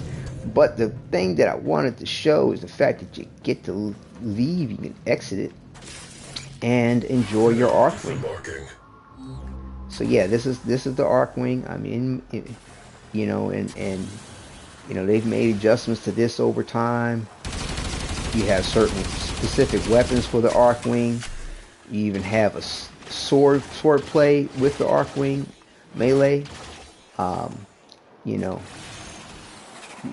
can teleport with the Archwing, or blink as they call it. Now, at one point in time, the Archwing I'm using right now was the only one that could do that, but they've made adjustments where all the Archwings can now blink.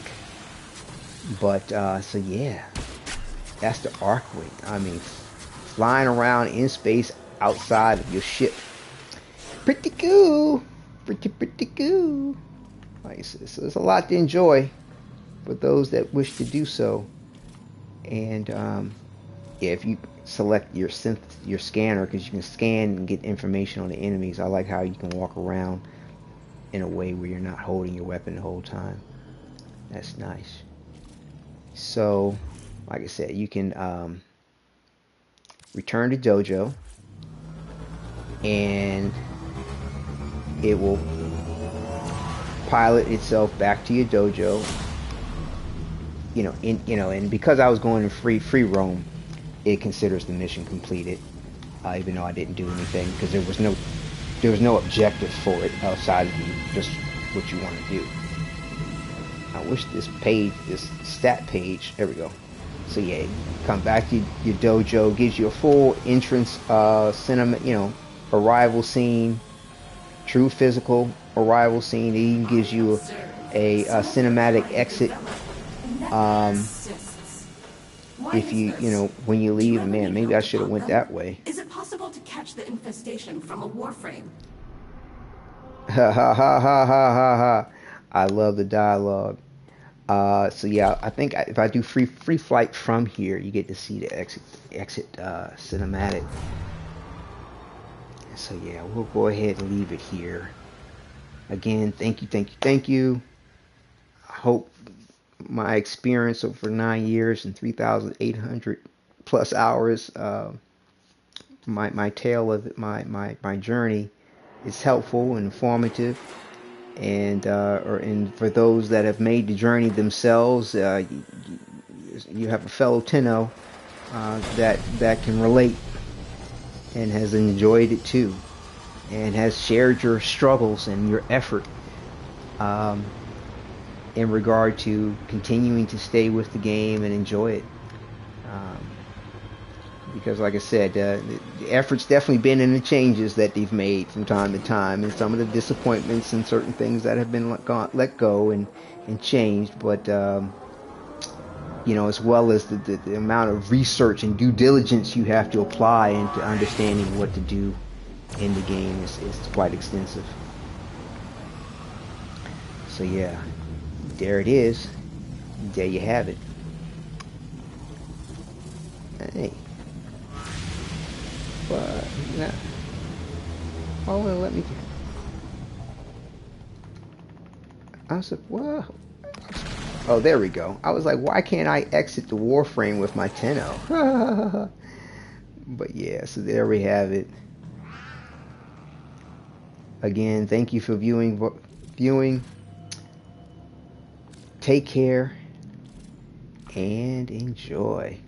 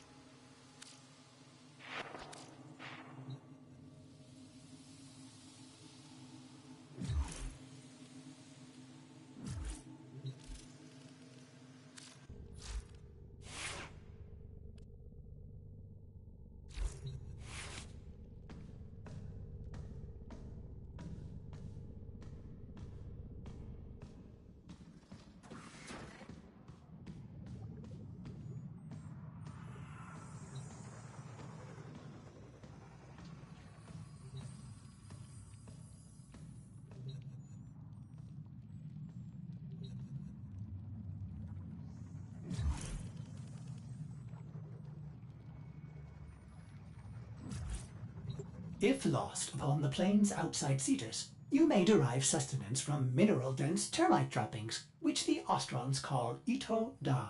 You may also never form a consonant again, but at least you will not be dead.